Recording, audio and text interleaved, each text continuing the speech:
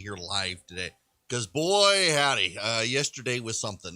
We'll get to it. The phone number is 877-97-ERIC, 877-973-7425. You can follow me all over the place on the internet at EW Erickson. You can always go to ewerickson.com, get the podcast, get the show notes, get everything, the recipes included. I do want to begin with a couple of matters related to yesterday because I've debated how to talk about this one because I don't want people to freak out about it.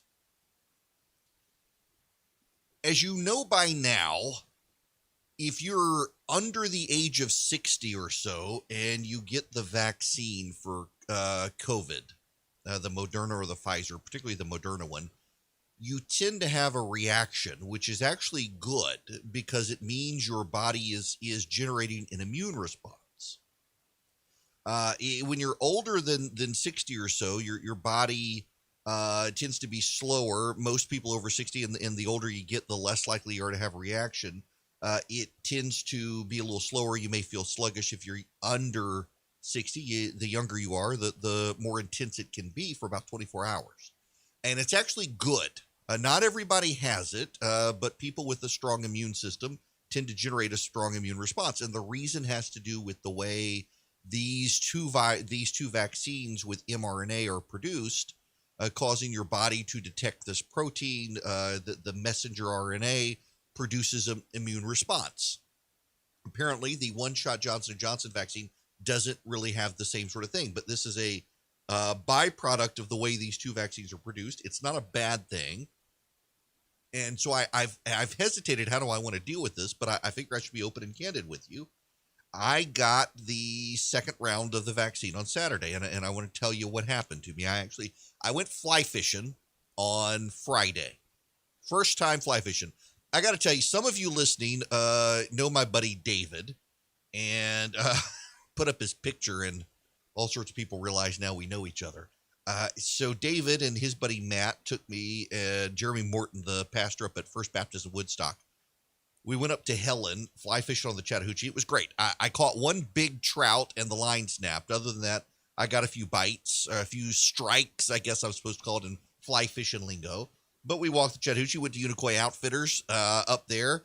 And then I went to Clarksville to the Copper Pot for dinner. Great meatball sandwich, by the way. I'm a sucker for meatball sandwiches. They had a great one. It was a wonderful time. My goodness, the number of people listed on WCHM up there. I had people tracking me down knowing I was going to be up there to fly fish.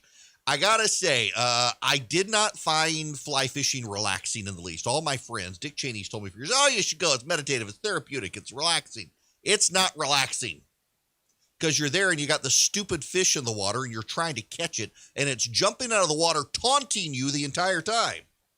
But I got to say, being almost 5 feet in the Chattahoochee when the water is like 44 degrees in your waders is really therapeutic for your joints. My back doesn't hurt. My knees don't hurt. Everything is great. That water was fantastic. And so my buddy David, he tells me, fishing's not supposed to be relaxing. Fishing's fishing. You're catching fish. Yes. But after a day of it, we got in the water probably 8:30 in the morning. We got out for about an hour for lunch. And we didn't get back out of the water until almost 6 p.m. I mean, it was getting dark. And David's buddy Matt and I, we decided we were going to have a glass of bourbon and cigars. David and Jeremy are two Baptists for that stuff. Matt at least is a Methodist, so I could have a glass of bourbon with him, one Presbyterian to a Methodist. And we got out a little before Jeremy and David, and it was beautiful. Oh, my gosh. That part of the state is so beautiful. But I realized I did not have a cell phone. I was not paying attention to the news. I had one conference call, a matter of which I can't discuss with y'all, on my Apple Watch in the middle of the river fly fishing. I couldn't not take the phone call given what was being discussed. But other than that, I mean, I wasn't on my phone. I wasn't texting. I wasn't emailing. I wasn't checking news headlines. I had no idea until Saturday that the COVID package had passed Congress. I had no idea. And that's where it was relaxing. Had a good day of good fellowship with good people, standing in a river, walking the Chattahoochee. Some parts of it got kind of deep. I almost got water in my waders. It was great, though. I enjoyed it. And then I was so exhausted. I got halfway from where we are, and Clarksville from where we were was only about a 10, 15-minute drive. And I went off by myself to the Copper Pot. Several listeners had recommended it. So I went there to eat, and I'm 7 minutes into the drive, and I'm thinking, I'm too tired. I need to turn around and go back to bed, but I haven't eaten anything. So I drove over, I ate, I got back to my room. I stayed at Innsbruck, the golf course in Helen, the Valhalla, they call the hotel there. It's a very nice place. And I was sound asleep before 9:30. And I think I woke up the next morning sometime around 8:30. I was out. So I build all of that up to tell you that I got the vaccine on Saturday at 5 p.m. And I felt perfectly fine until about 10 p.m., 9 or 10 p.m., I guess. And I really wasn't feeling that great. Wasn't really bad. I just kind of felt lethargic. And I thought, it could be the fly fishing. And I started to ache a little bit. I was like, the muscles from the fly fishing. So my daughter went to a play over at FPD, the drama department over at First Pres here in Macon. The private school is fantastic. They had a play. One of her friends was in it. So she saw it, brought her home, went to bed. And I woke up Sunday morning. I felt fine. Charlie and I had a conversation about noon on Sunday. Went and got my daughter, picked up a friend with her, I felt fine. By 2 p.m., I could barely move. My head hurt. I had the worst migraine. My joints hurt. It wasn't muscle pain from fishing. It was my joints hurt. And I was just exhausted. So I went to sleep, and I slept, and I would wake up because I had put ribs on. I felt fine, and I was having to get up and check the stupid ribs, and then I'd go back to sleep. And I slept through the night, and I felt so miserable at one point. My wife actually texted Charlie and said he's not going to be able to do his show on Monday.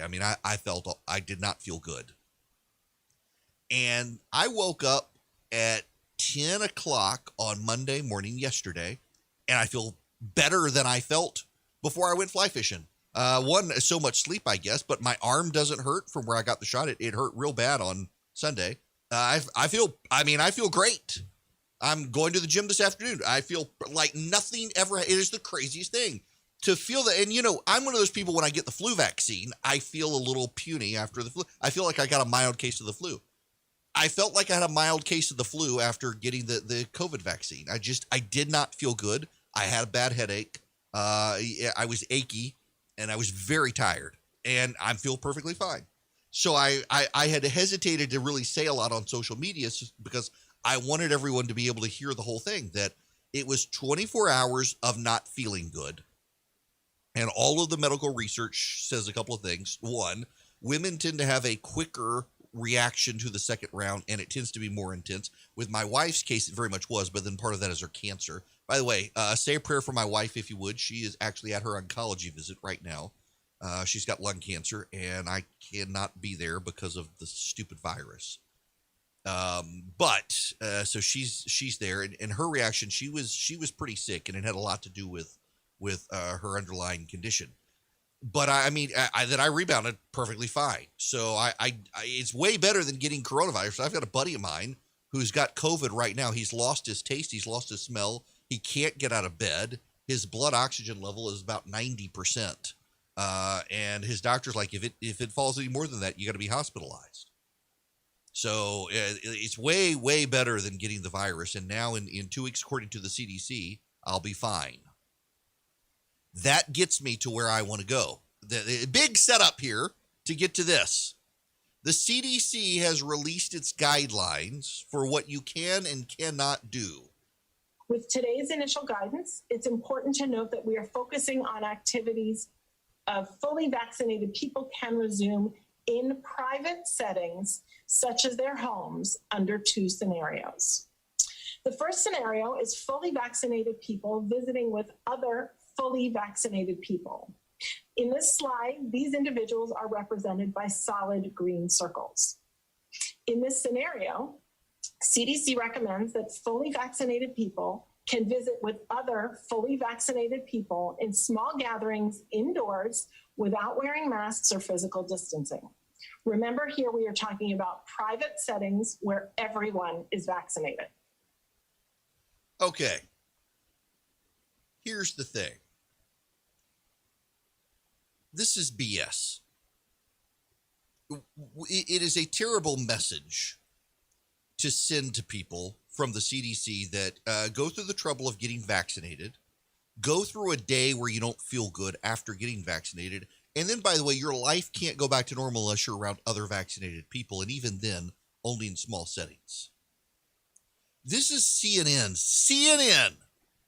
This is their medical analysts talking about this. Well, here's what we know about these vaccines, all three of these vaccines that have been authorized so far. They are safe. They are extremely effective, especially at preventing severe disease, preventing hospitalization and death, which is wonderful for protecting the individual. There is now growing evidence that getting the vaccines also reduces your likelihood of being a carrier.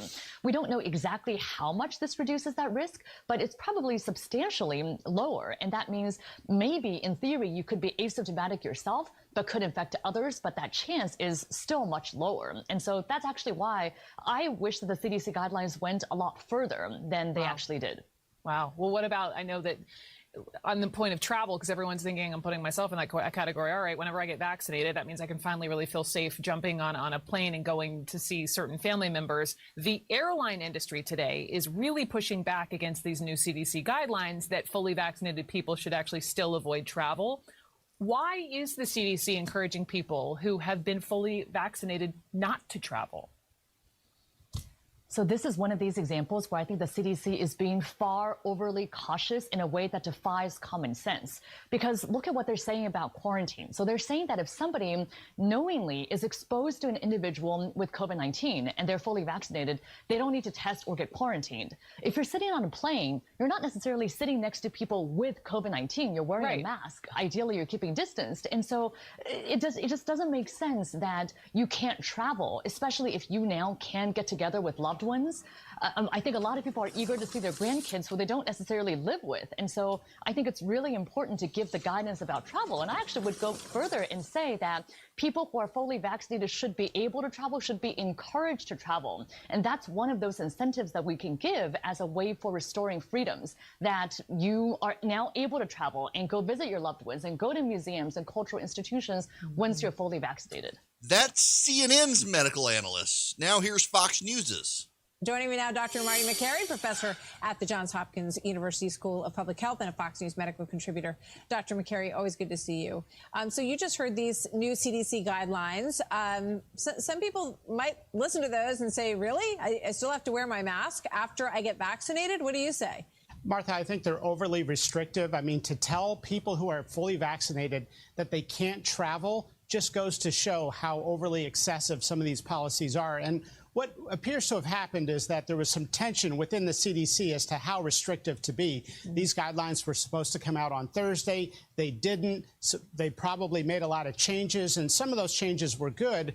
But to tell vaccinated people they can only be with other vaccinated people and let down their guard then, or only be with a low-risk individual from one household, people need to get out there. Loneliness is a problem. Isolation kills people.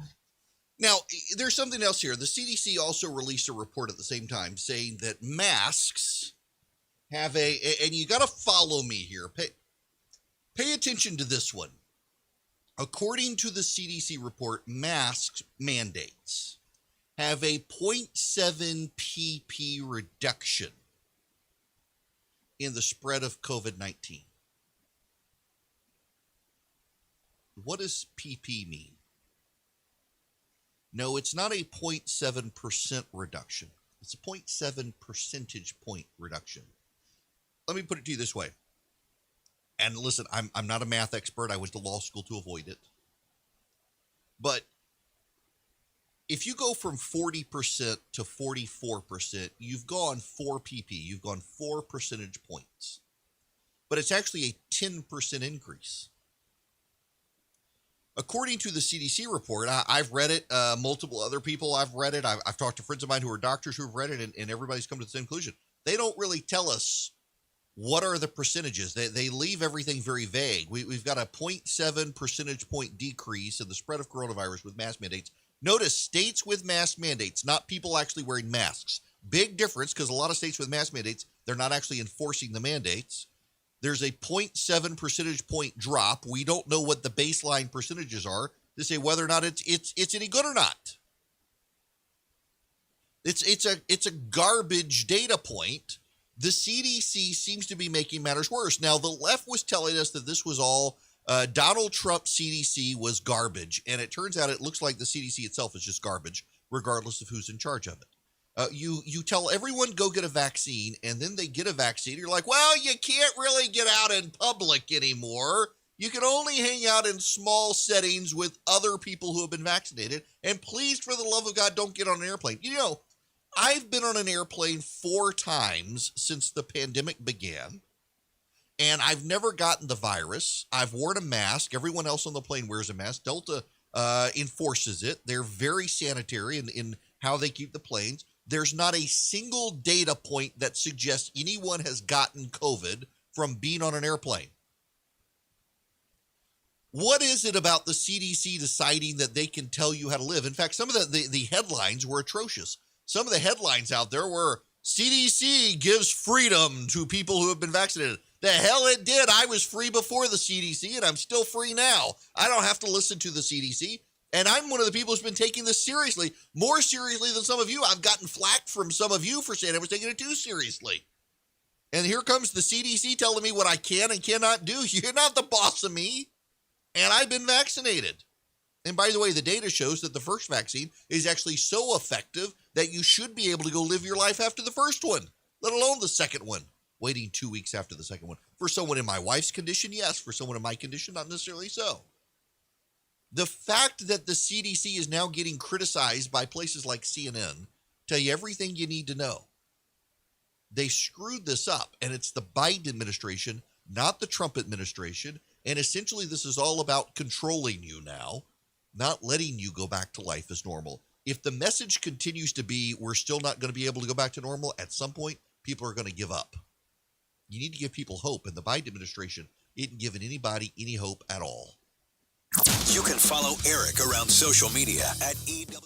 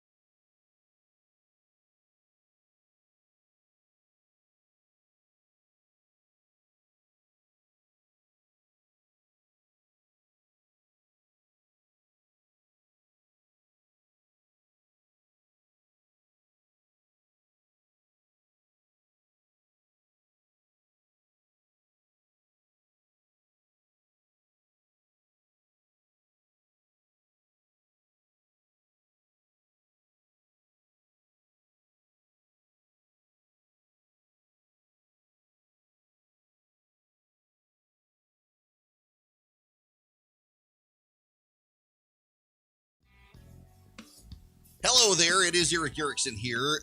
The phone number, if you want to be a part of the program, is 877-97-ERIC, 877-973-7425. Happy to have you on the program. Here's a troubling thought. For a couple of years now, we've been reading about the rise of AI. You know, it's almost a perfect circle in the Venn diagram of people who are atheists and people who believe that we're going to invent the killer robots who destroy us all. It's almost a perfect circle. If you are an atheist, you probably believe it is possible to create artificial intelligence that's eventually going to cause the rise of machines and wipe us out. I've noticed that for some. Now, there are some people of faith who believe this as well, but predominantly it's the religion of science people who believe this. And I think we've distracted ourselves. The more I think about this, we as a technologically advanced people, the most technologically advanced people in the universe that we know of, are trying to build autonomous vehicles. I don't actually think we'll ever get a real self-driving vehicle. I think the autonomous vehicle of today is like the flying car of our parents' generation, 1950s to 1960s. Oh, it's going to be our flying cars. We're all going to have flying cars. Not really. I don't think we're all going to have. Listen, I've been on roads throughout Georgia, the dirt roads. You're not going to get a autonomous vehicle that's able to navigate those dirt roads. Hell, you're not going to get I'm sorry, I should watch my language. You're not going to get an autonomous vehicle to navigate some of Atlanta's potholes. But while we've been focused on the rise of the killer robots, I don't know if y'all noticed this, but we've entirely populated another planet with robots. Mars, to our knowledge, is now the only planet in the universe populated entirely with robots. And what if they come for us? What if they come for us? They're there by themselves. We're not watching them 24/7. Who knows what they could be up to? Something to think about. All right, we have to move on. Notice I haven't talked about Megan and Harry yet. I'm sure you're dying to know what I think. Well, you'll have to stick around because I'm not talking about that next. The voting rights legislation in Georgia. We got to talk about that.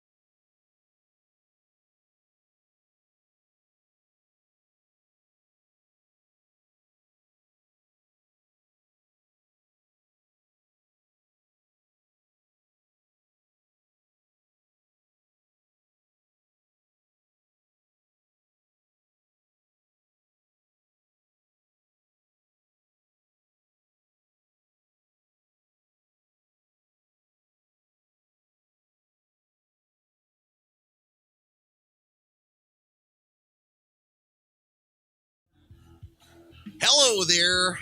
Okay, look, we're not going to talk about it right now. This is a long segment, and I don't have that much to say about it. But I got to read you the opening of this. This is the Irish Times. Having a monarchy next door is a little like having a neighbor who's really into clowns and has dabbed their house with clown murals, displays clown dolls in each window, and has an insatiable desire to hear about and discuss clown-related news stories. More specifically for the Irish, it's like having a neighbor who's really into clowns and also your grandfather was murdered by clowns. That's the Irish Times intro to covering the Harry and Meghan Markle interview with Oprah. Beyond that, it's the stuff of children's stories. Having a queen as head of state is like having a pirate or a mermaid or an Ewok as head of state. What's the logic? Bees have queens, but the queen bee lays all the eggs in the hive. The queen of the Britons has laid just 4 British eggs, and one of those is the sweatless creep Prince Andrews. It's hardly deserving of applause. Wow. All righty. My goodness here. Moving on. Okay. I want to begin. I want to talk about what's happening in the Georgia legislature in all seriousness. There's a media meltdown happening and a progressive woke meltdown happening over Georgia's voting rights legislation. I have some thoughts on the overall strategy by the Republicans in the state Senate. But I also think we need to be mindful of a few things. First, what is actually going on is the sausage-making process.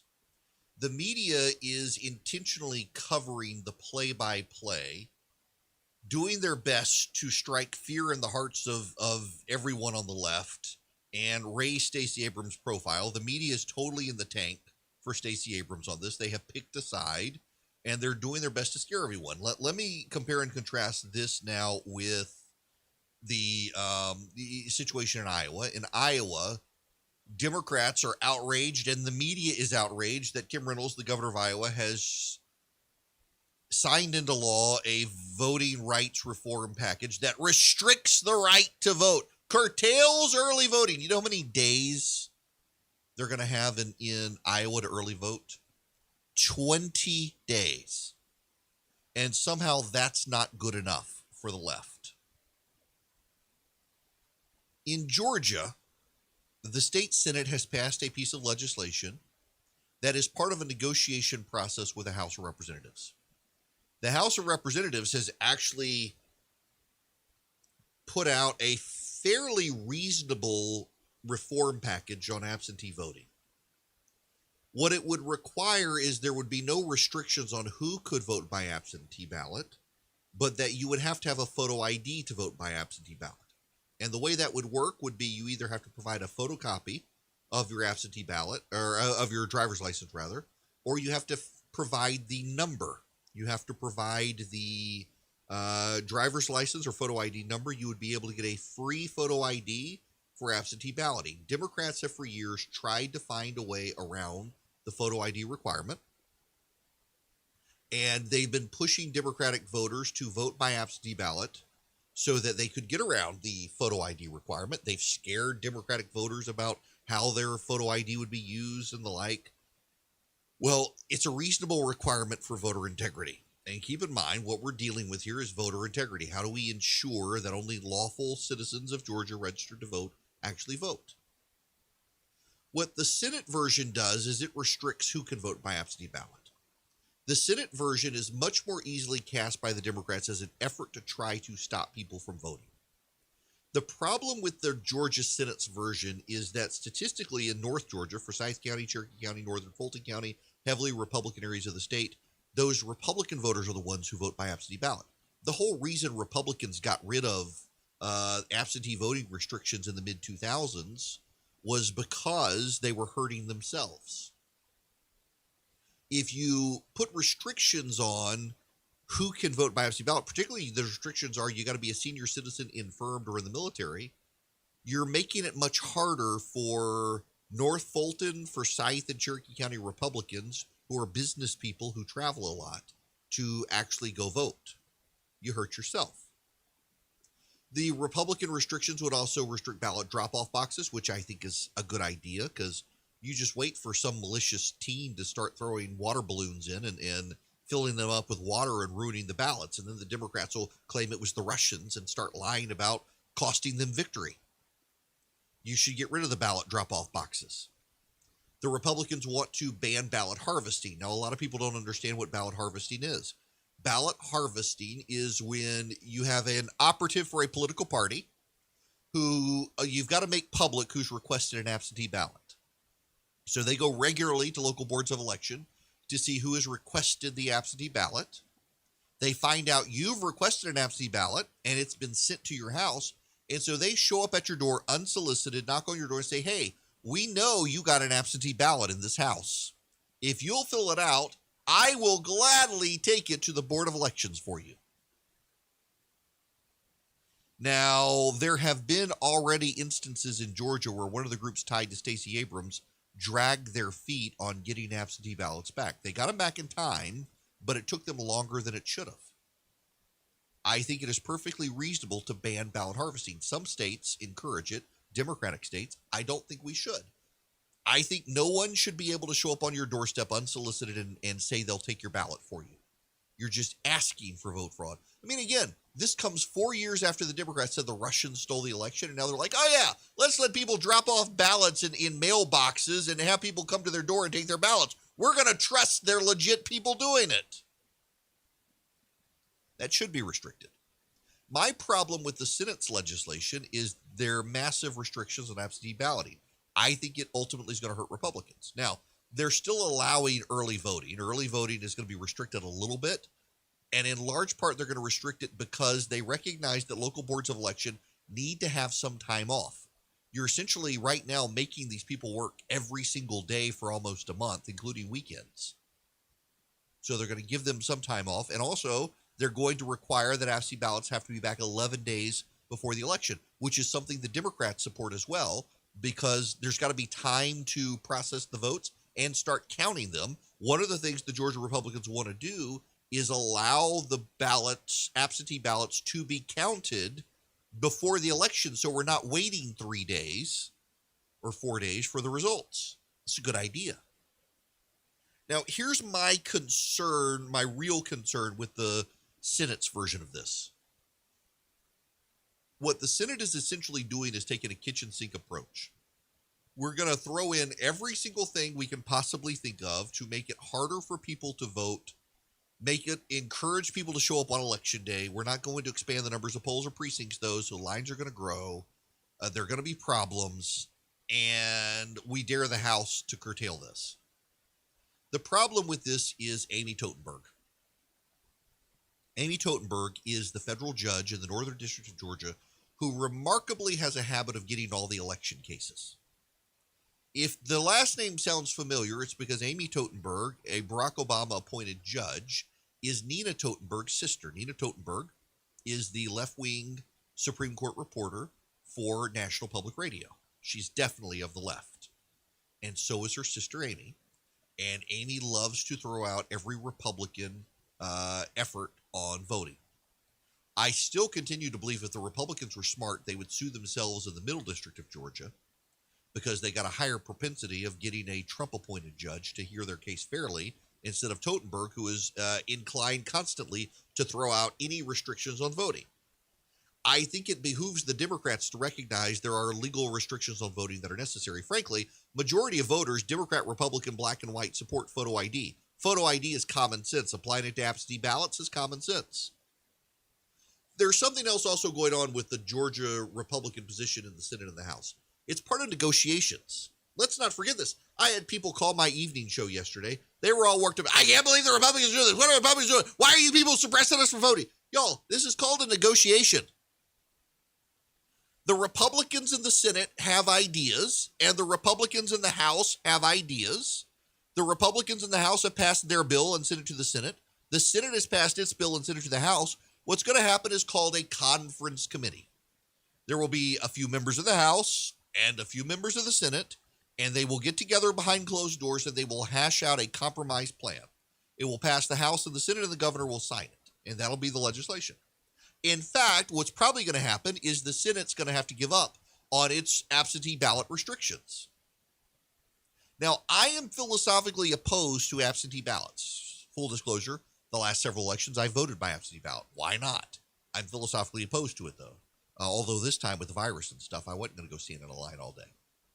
But I personally think everyone should have to show up on election day. We should expand the number of precincts, add more money, buy more machines so everyone can vote on election day, stand in line together, sweat together, be miserable together, and make it our civic duty. Make it a holiday. Everybody shows up together and throws the bums out together, or keeps them in, which is what usually happens.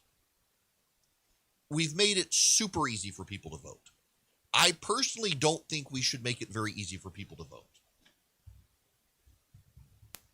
I'm philosophically opposed to making it very easy to vote. The reason I'm philosophically opposed to making it super easy to vote is because people are stupid. And I want fewer stupid people voting. The number of people who vote based on the looks of someone or something they've said or the attack that they've just believed, I don't think those people should vote. I think fewer people should vote.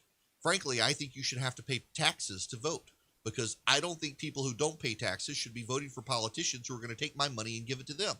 I think you should have a stake in the country, and you have a stake in the country by paying your taxes to make the government function.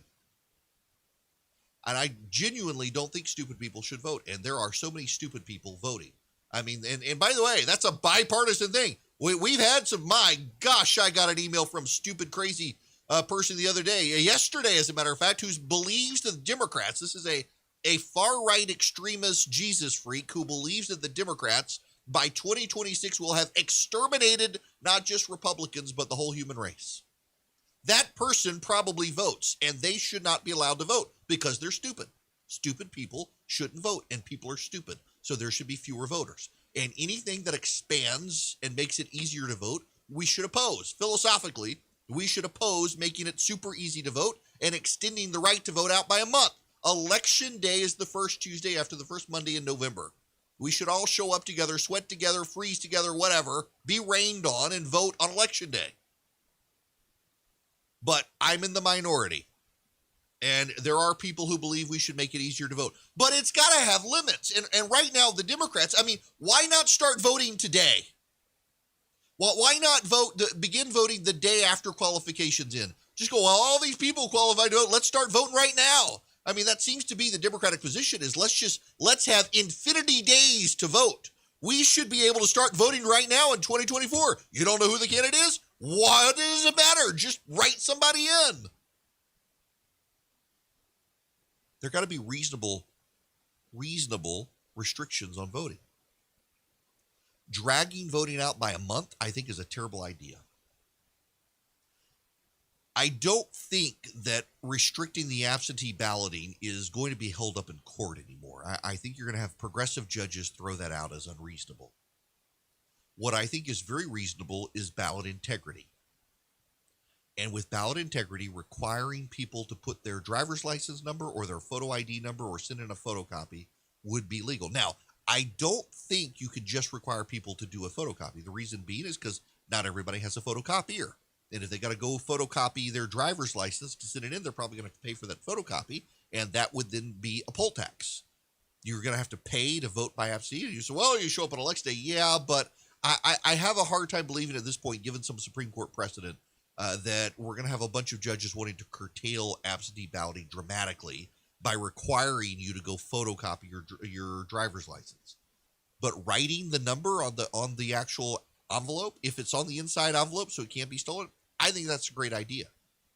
And if you want a free photo ID, go get it. You get a free photo ID to go vote on election day, get a free photo ID to vote by absentee ballot. Go get it. And if you don't want to go get it, well, then don't vote. I think it's a reasonable restriction for the integrity of the election. Now, the Democrats believe there are no reasonable restrictions on voting. Everybody should be able to vote. Hell, you got the progressives in Congress who want the voting age to be lowered to 16. That's nonsense. The idea of having 16-year-olds vote in this country that progressives want, even the Democrats in Congress, by the way, rejected that. That was the far left position in Congress. Nancy Pelosi's advocated that in the past. And the Democrats in the House of Representatives, the majority of them, killed it. But there's something else here happening. One of the things that's going on, as I said, is the sausage making, but also it's the display and the spectacle. Republicans in the state legislature are doing all these things, and they don't care that a judge may strike them down. They don't care that a judge may throw them out because, one, they get fundraised off of them, saying, look what I did, give me money. And two, if a judge does strike it down, they say, well, we tried, sorry, suckers. If the Republicans really care about this, they need to be reasonable in their restrictions and not go overboard and give a judge ammunition by which to kill it. And I have a sneaking suspicion some of what Republicans are doing is performance theater so that you feel like they've done something significant, and then they let a judge throw it out. They say, well, we tried. Sorry. I guess the election is going to be stolen in 2022. I find that unacceptable. There are reasonable restrictions to apply to the balloting. We should do that. We should allow those reasonable restrictions. And I think that the House plan, and I know it's David Ralston, not exactly a fan of his. I think his plan is far more reasonable than the Senate plan. I suspect they'll get behind closed doors. They'll hammer out a compromise plan between the two, and we'll get a vote on that, and it'll probably be a good plan. And you mark my words, the Democrats will cry hysterics over it, and the media will amplify every Democratic concern, even though it'll be a reasonable plan. News and in-depth analysis from Erick Erickson.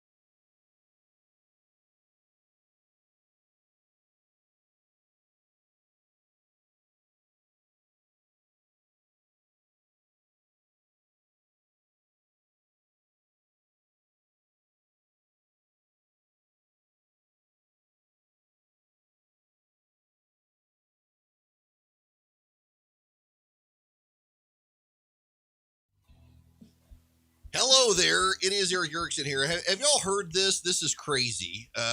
Teachers union out in California. United Teachers of Los Angeles. Listen to this. This is the president. Today, state legislators released a revised plan in Senate Bill 86 to try to force schools to physically reopen even if conditions are unsafe.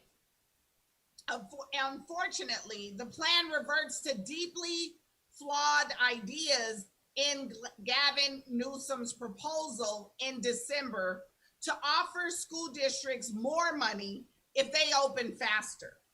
If you condition funding on the reopening of schools, that money will only go to white and wealthier schools that do not have the transmission rates that low-income Black and brown communities do. This is a recipe for propagating structural racism, and it is deeply unfair to the students we serve. This would send extra dollars to affluent areas that are able to reopen because of low infection rates, leaving students from low-income communities of color behind. The media is reporting that the legislators' new plan does not require bargaining with unions on the elements, but the fact is that the plan does not supersede our legal right to bargain, working conditions with LAUSD, and our continued determination to do so. You got this? A little convoluted here, but her basic bottom line is that the governor and legislature have come up with a plan to reopen schools, and it's racist. It is racist because they're not negotiating with the unions on how to get teachers back in classrooms. They're just telling them, go back into the classroom. So it's racism. It perpetuates systemic racism to have kids going back to school while the virus is still out there. I thought we just passed a $1.9 trillion stimulus plan to pay for these teachers and give them money so that they would actually be out and out and about. How is it racist? It's not.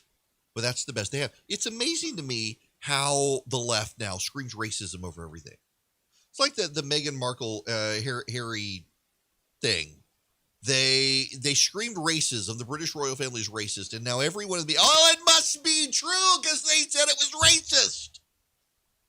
How do we know? You got two people clearly with issues, admitted mental health issues, going on television enabling each other, saying, "Oh well, our family's racist." Oh well, it must be true because you told Oprah Winfrey. You're not nursing grudges that you've been cut out of the family will, basically. You've been taken out of the money because you decided you didn't want to do the work. So, they must be racist. It really is striking to me how in this day and age, you can accuse someone of racism and it is presumed guilty until proven innocent. That's what's happening with this British royal family stuff. But we'll get there. When we come back, though, we got other issues here in the state of Georgia. Do you know that the Georgia State Senate went cowardly? They refused to put up to a vote allowing or not allowing boys to compete against girls on girls' sports teams.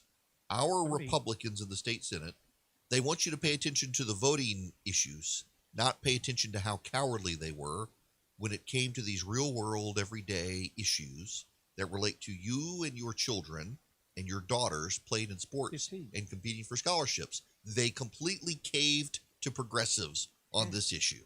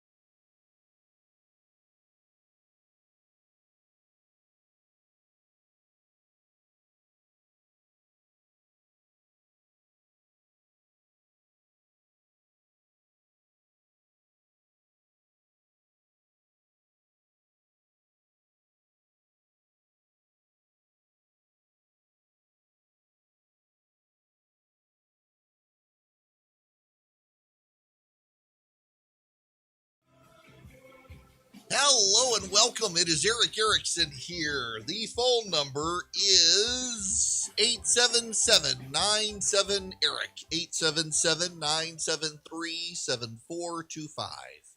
You can email me, eric@ewerickson.com. Follow me at ewerickson across the internet and go to ewerickson.com. The website, you can get the recipes. I got to send out a recipe this week. I don't know what recipe I'm going to send. Okay, we must get into the Georgia legislative session. There's been a lot happening, and they're kind of cowards. I've been in radio and television now for a decade. We now live stream this program on YouTube and Facebook, and we take individual segments and repurpose them for the internet. And last week, something happened to me that has never happened before. My team came to me and said, if we put up this monologue on YouTube, they may shut your account down. And it was a actual reasonable account of the transgender sports bill that's pending in the state legislature. Multiple states have advanced these pieces of legislation. There are concerns among parents that their daughters, competing for a limited number of scholarships for college, are being increasingly put at competitive disadvantages by boys deciding they are girls, competing on girls' teams and getting scholarships.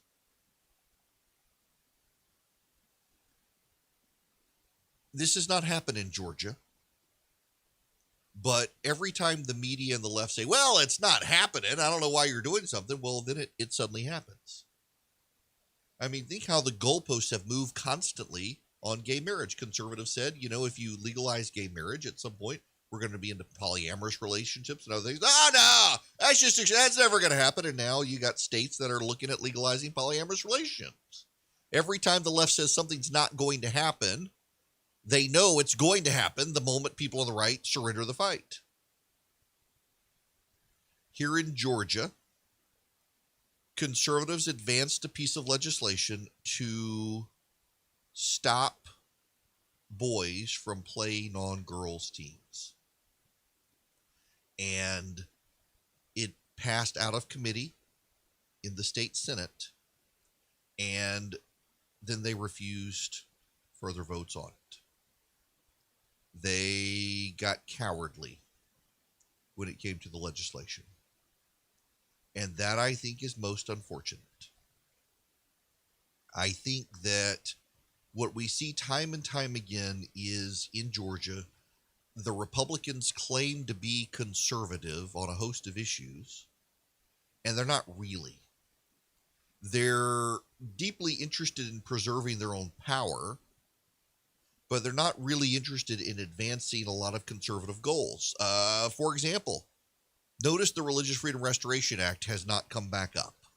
They have no interest in attempting to pass it now and doing the dog and pony show as they've done in the last, because they know that we now have a governor who would sign it into law.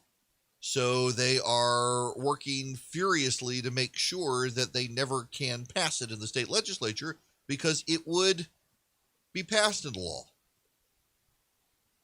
Now here comes legislation supported by a lot of parents and conservative groups that would protect high school sports. I realize there is data out there showing that once a boy has transitioned to a girl, the benefits of hormones and testosterone never apply.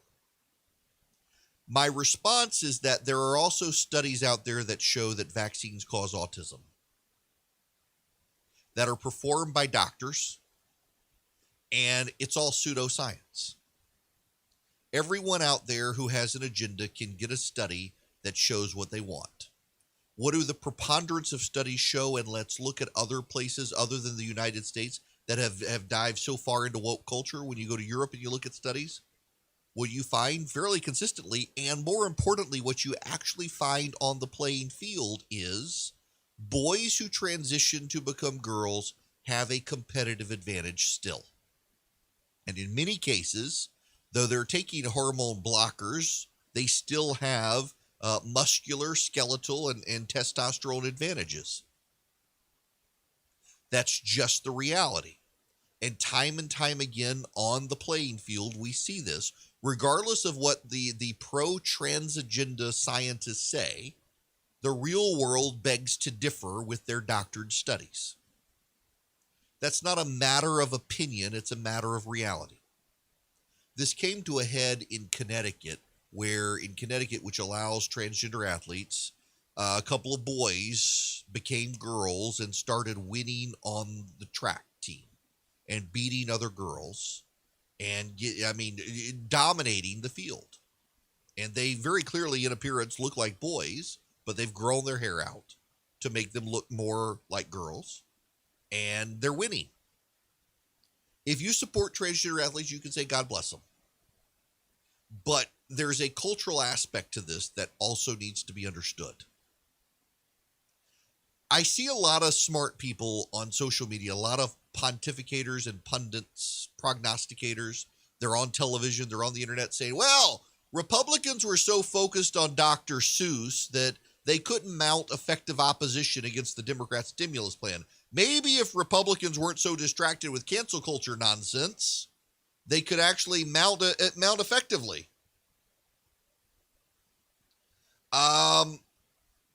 Here's the problem with that.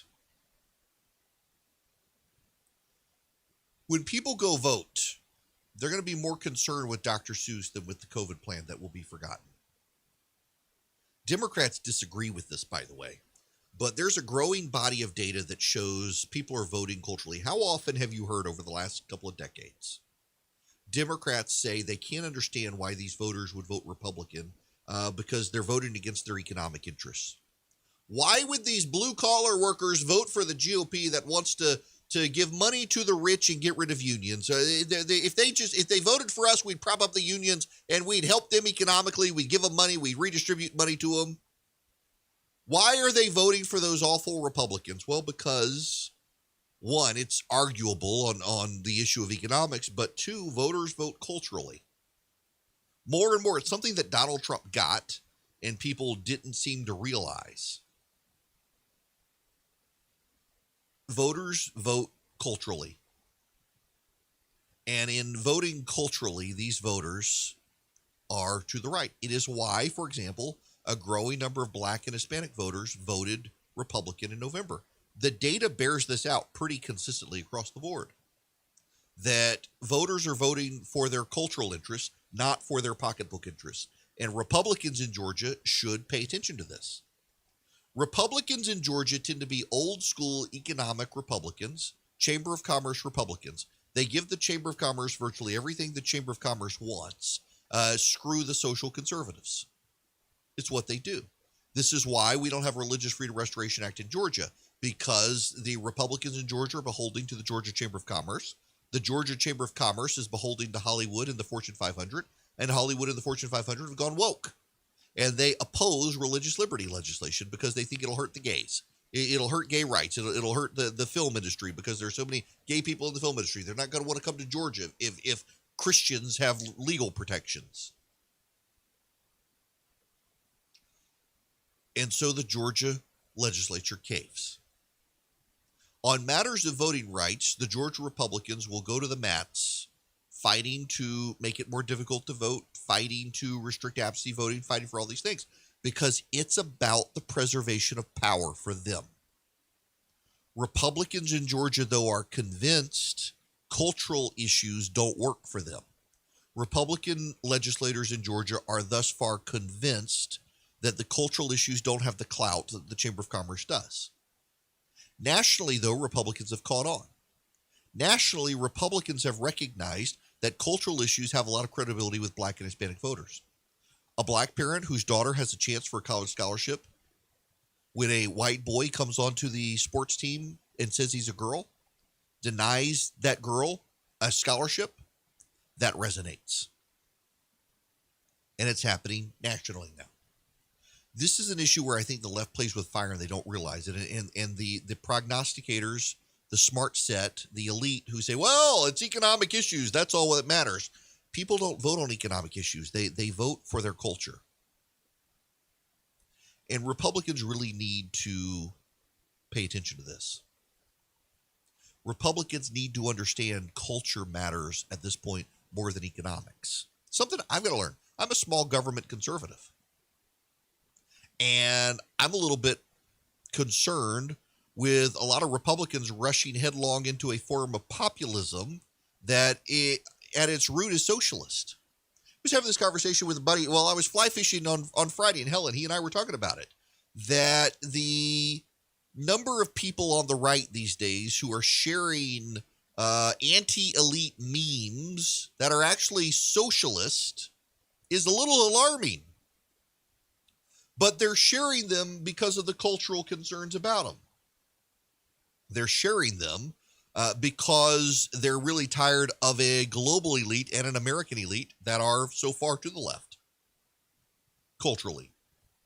There are real problems in the country, and the cultural issues are festering. When people go vote in the next election, they're not likely to think, man, I'm so glad those Democrats passed that COVID package. They're not going to think about it. What they are going to think is, gosh, they canceled Dr. Seuss. They're canceling Pepe Le Pew. When are they going to cancel me? They're going to think about those cultural issues, and it's going to impact the way they vote. So for Republicans in the state legislature to keep abandoning these cultural issues, they're actually not helping themselves. They're hurting themselves. They look like cultural cowards. And in looking like cultural cowards, you're going to have a lot of voters, including a lot of Trump voters, say, well, why should I keep these people in power? They keep selling me and my culture out. That's why a lot of them didn't show up in January. They thought the GOP had essentially made it possible for Democrats to steal the vote.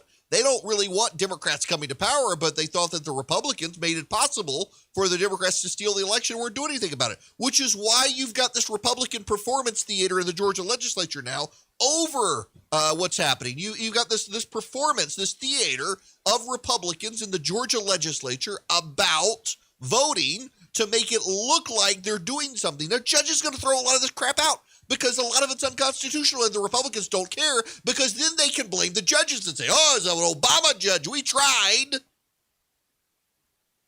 But you're not giving them the cultural issues to go vote for now. You're only protecting your power. You're not protecting them. And that's a problem for the Republicans long-term in Georgia. Republicans in Georgia have this idea that if we give the voters just enough of what the Democrats offer and not all of it, we'll be okay. We'll be the Diet Coke of progressives. Well, you can't beat the real thing. And the Republicans of Georgia haven't learned that.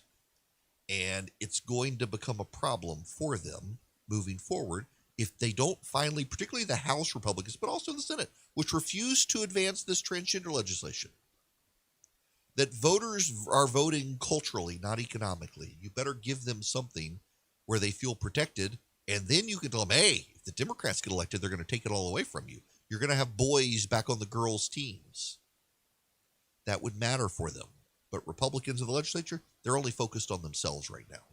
You're listening to the Erick Erickson Show, the perfect blend of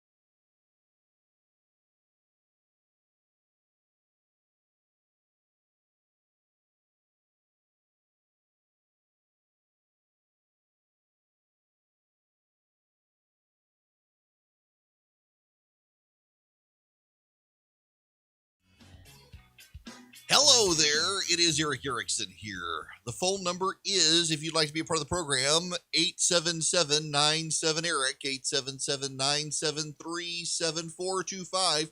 What on earth is going on with Joe Biden? The doors of opportunity and ready for the next challenge. It's my great honor to serve as your commander-in-chief, and I look forward to hearing your active duty and recommendations of how we work together to keep the American people safe, meet every challenge in the 21st century. So I want to thank you both, and I want to thank the former general. I keep calling him general, but the guy who runs that outfit over there. I want to make sure we thank the secretary for all he's done to try to implement what we just talked about, and for recommending these two women for promotion. So he forgets the Pentagon and Lloyd Austin, his Secretary of Defense. Listen, I don't. A lot of people, I think, overinflate this, but you gotta. I don't know. I think you kind of gotta wonder too. What exactly is it that's going on? I think there's an issue here with Biden forgetting this stuff. I think it kind of matters. And that, my friends, is we're going to see more of this. There's only so much we can do to deal with the issue. There's only so much we can do.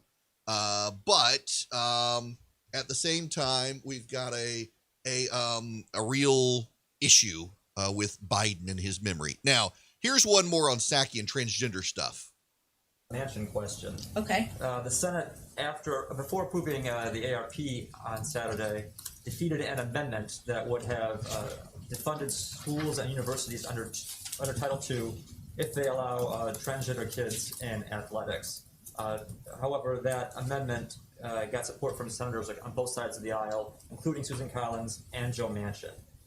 As head of the Democratic Party, did the president express any regret that that measure got bipartisan support?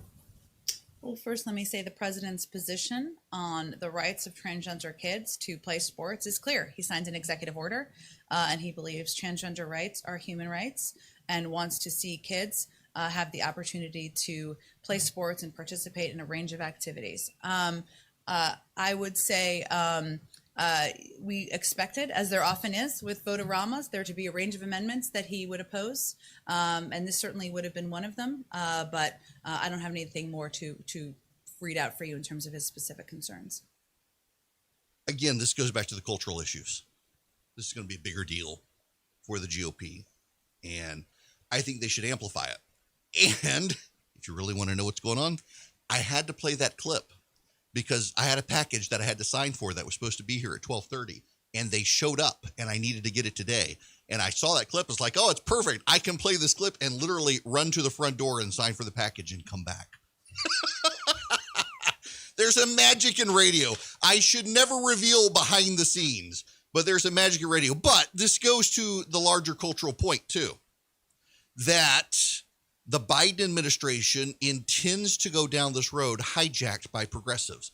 It's actually kind of relevant to a story I want to talk about later. The Nevada Democratic Party has now been officially hijacked, taken over by the socialists, who are amplifying these socialist and these culturally leftist agenda items to the detriment of Nevada Democrats. And Nevada Democrats are starting to freak out about it. They're worried that they're going to lose control of the situation, and I think they probably are. Now, speaking of these cultural issues, one of the cultural issues is also global warming. And as FedEx just showed up earlier than they were supposed to, this is relevant for me to get into right now. FedEx is basically giving up on becoming carbon neutral.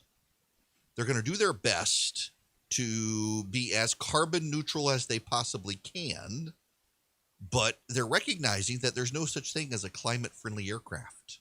This is from Quartz, Tim McDonald, the climate reporter. On March 3rd, FedEx became the latest major company pledging to eliminate its greenhouse gas emissions. The company's 2040 target to reach net zero emissions, 2040 target, to reach net zero emissions comes with a promise of cash, $2 billion to buy electric vehicles and $100 million to found a new climate solutions research center at Yale University. The strategy suggests the company is ready to charge into electric vehicles, but is still hedging its expectations on low-carbon alternatives for its fleet of 679 aircraft. In 2019, FedEx flights were responsible for the same emissions as 3 coal-fired power plants, or 3/4 of the company's total footprint. Although the company says it has improved the carbon efficiency of its operations 40% since 2009, aviation remains a big emitter with few easy alternatives. FedEx clearly doesn't see that challenge being resolved anytime soon, and in the meantime, the company is going to rely on offsets. FedEx can't meet the carbon deadlines that the wokes have set, and so they're going to have to essentially bribe the wokes. This is another issue as the Democrats' environmental policies continue to skyrocket costs for Main Street America, not just mainstream America. It's going to come back to haunt them.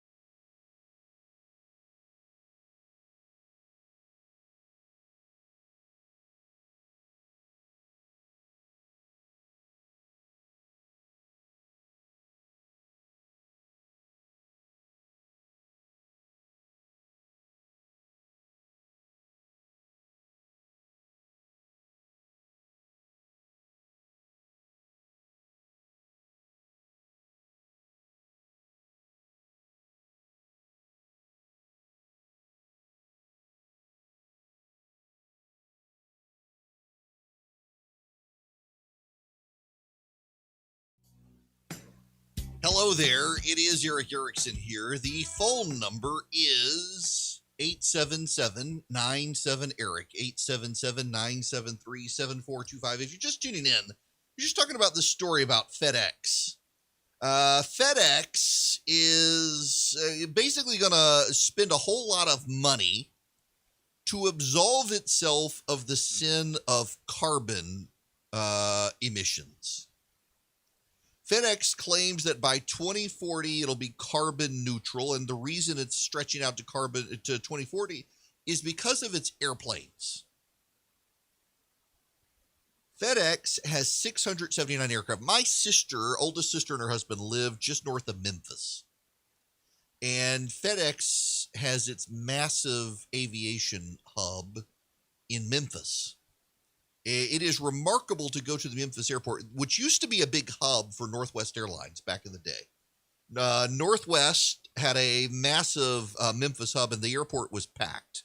And then Delta merged with Northwest and wound down the Memphis hub. And so you go to the Memphis airport, and it's a ghost town. But you look out of the runway, and there are FedEx planes everywhere. If anything, FedEx benefited by Delta shutting down their Memphis hub because now they got more capacity on the runways in Memphis, and it's great for FedEx. In 2019, FedEx flights were responsible for the same emissions as 3 coal-fired power plants, or 3/4 of the company's total footprint. Although the company says it has improved the carbon efficiency of its operations 40% since 2009, aviation remains a big emitter with few easy alternatives. FedEx clearly doesn't see that challenge being resolved anytime soon. So the company's going to rely on offsets. Offsets are in the secular religion of environmentalism. Offsets are essentially tithing. For those of you who are religious, you give income to your church, 10%. I've gotten bad about tithing in quarantine. I got to do better. But FedEx is going to have to essentially buy its way out of this. Now, what was the old Catholic Church thing back during the Reformation era when they were trying to build the Vatican, and you essentially could buy indulgences. You get indulgences and essentially buy your way to heaven. At least that's how the Protestants would characterize it. That's how my boy John Calvin would characterize it. You're buying your way into heaven or out of your sins with indulgences. You want to get to heaven? Give the church some money to put a little more gold on the dome at St. Peter's.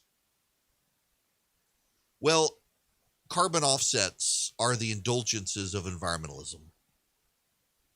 What you do is you say, well, I can't get rid of my carbon production, so I'm going to give you environmentalists this money so you'll shut up about it.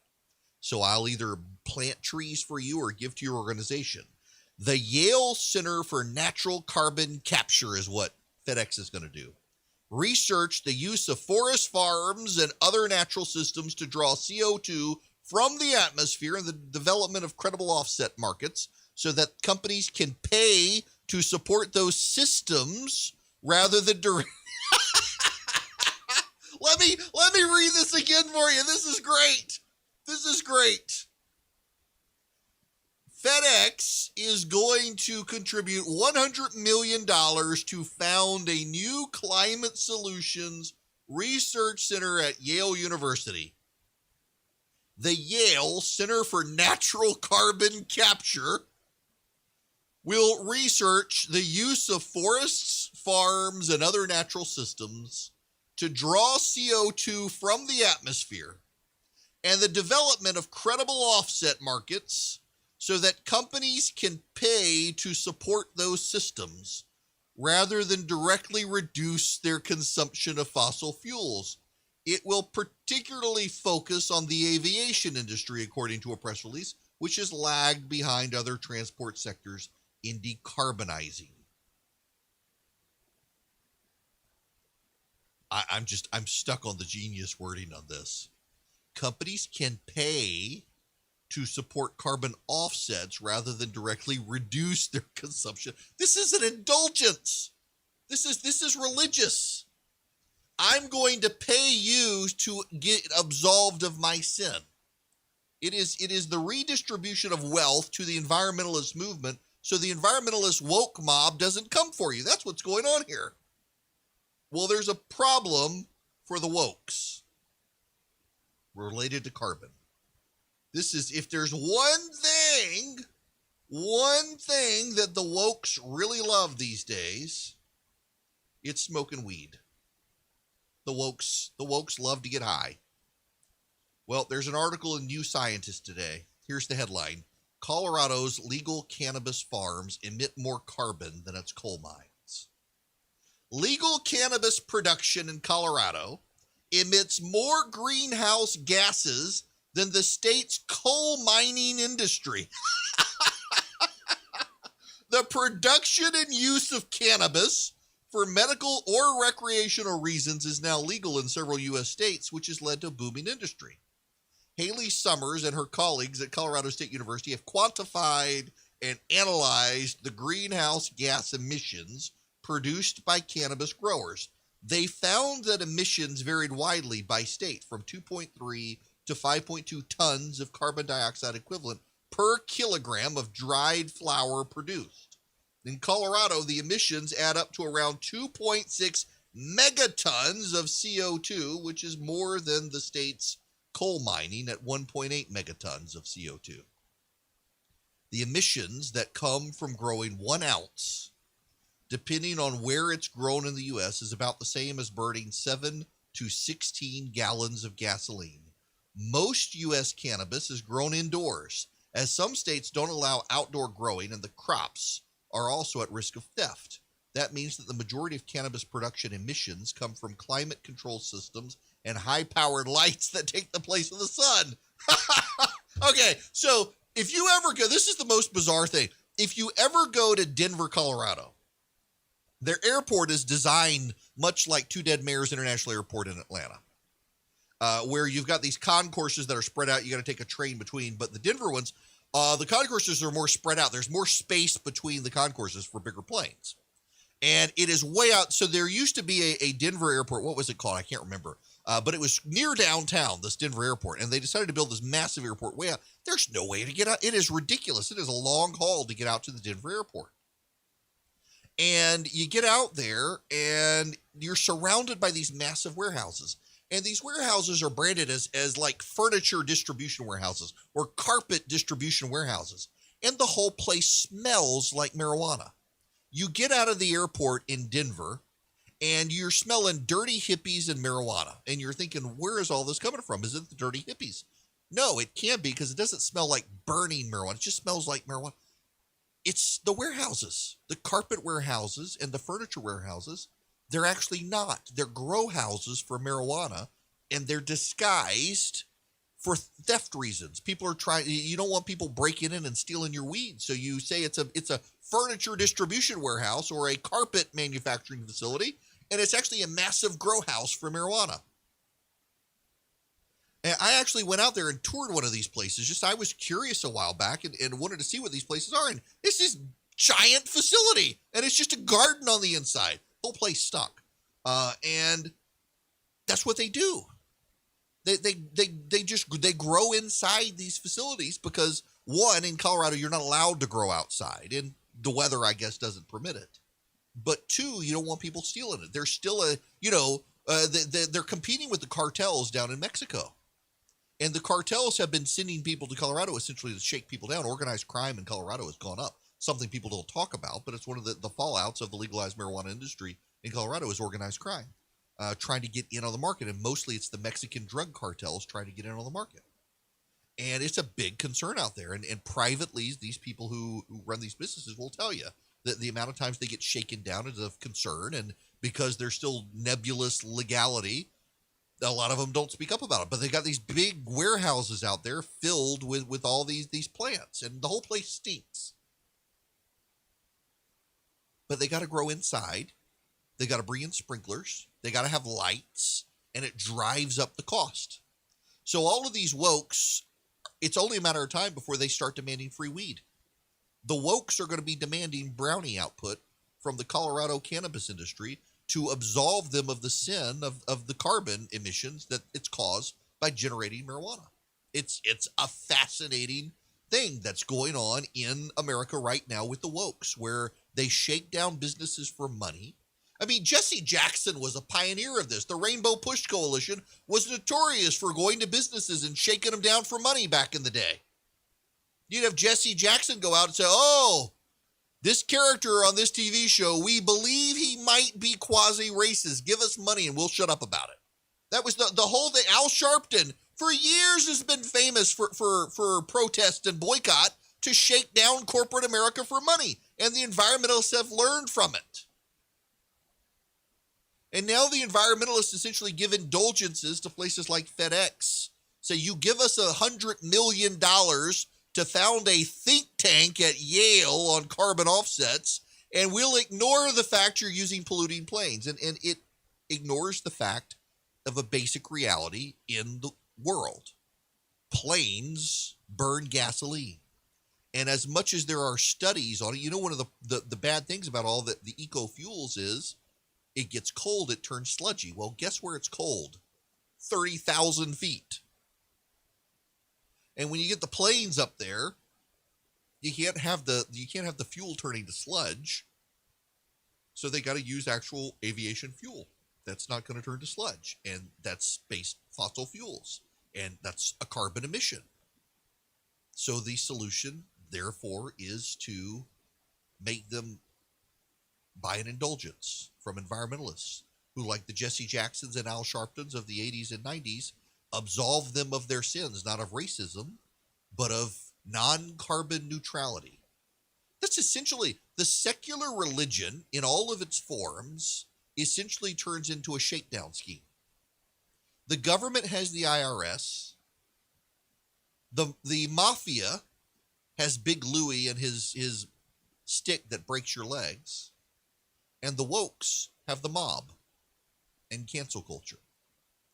And with the government and with the mob and with the wokes, what you do is you throw money at them and they go away. If Dr. Seuss's company poured tons of money into a left-wing outfit, they would have left Dr. Seuss's books alone.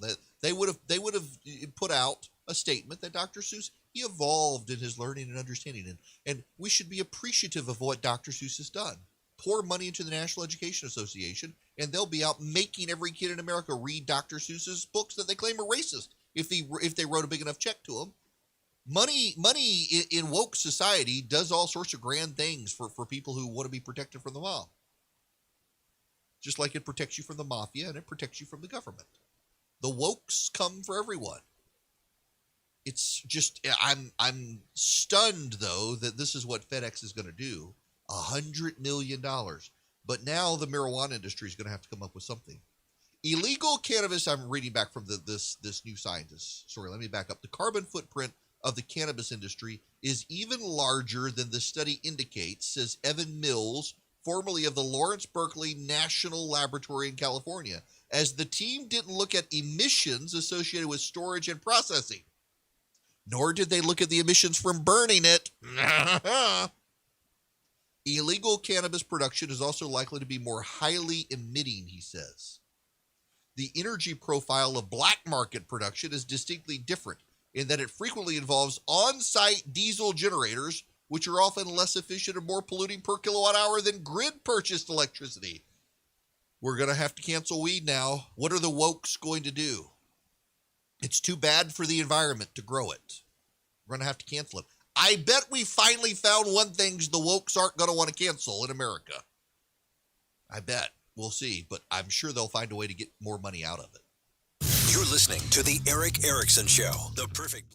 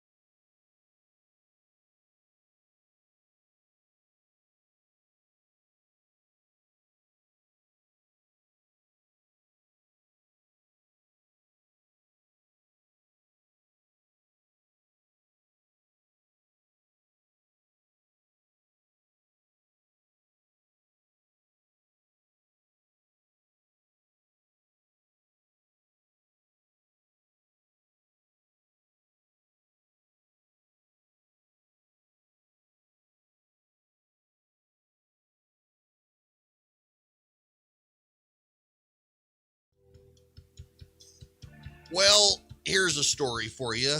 This is from the New York Times. In Georgia, Republicans take aim at role of black churches in elections, making it a race story out of the gate. Sundays are always special at the St. Philip Monumental AME Church. But in October, the pews are often more packed, the sermon a bit more urgent, and the congregation more animated and eager for what will follow, piling into church vans and buses, though some prefer to walk and heading to the polls. Voting after Sunday church services, known colloquially as souls to the polls, is a tradition in black communities across the country, and Pastor Bernard Clark, a minister since 91, has marshaled the effort at St. Philip for 5 years. His sermons on those Sundays, he said, deliver a message of fellowship, responsibility, and reverence. It is an opportunity for us to show our voting rights privilege, as well as fulfill what we know the people have died for and people have fought for. Now, Georgia Republicans are proposing new restrictions on weekend voting that could severely curtail one of the black church's central roles in civic engagement in elections. Stung by losses in the presidential race and 2 Senate contests, the state party is moving quickly to push through these limits and a raft of other measures. I don't have a problem targeting Sunday voting. I got a problem with some of the restrictions. I think they go too far in some cases.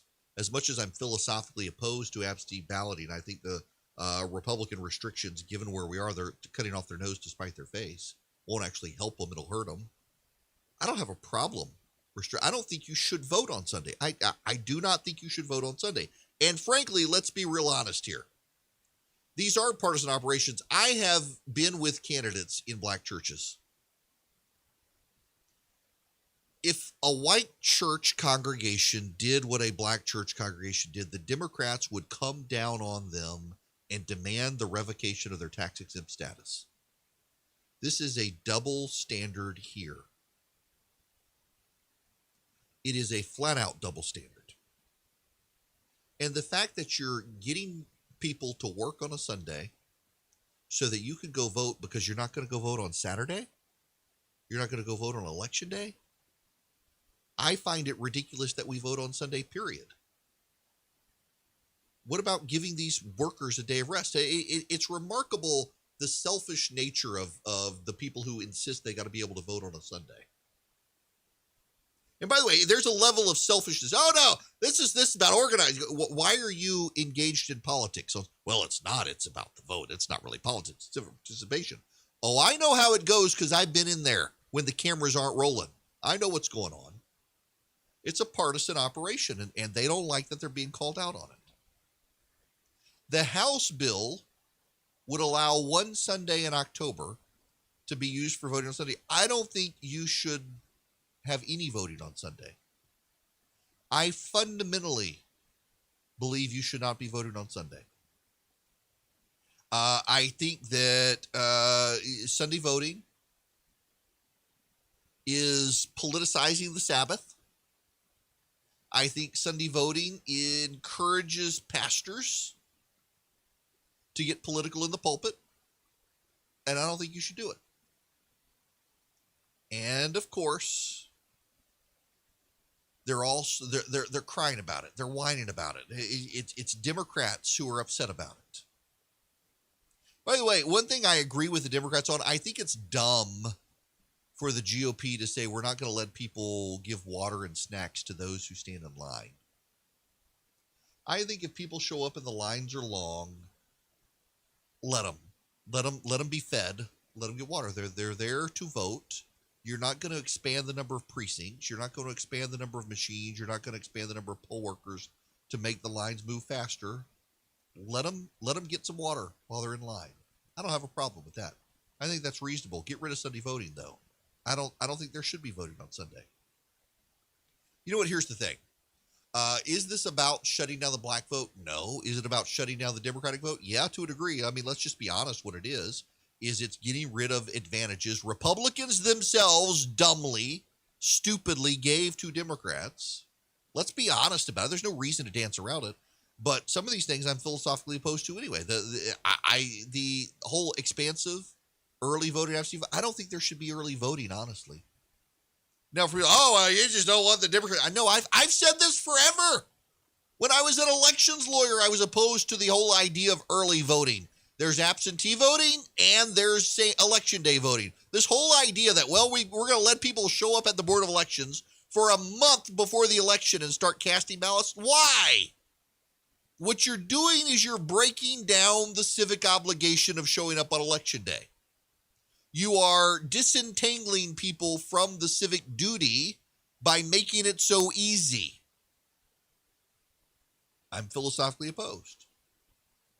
But I think the Republicans right now, ironically, are rushing so headlong into a lot of this, and they're doing it because of the whole idea of they don't want the Democrats to have any sort of advantage. And by the way, I do have to say to the Democrats, don't you want the process to have integrity?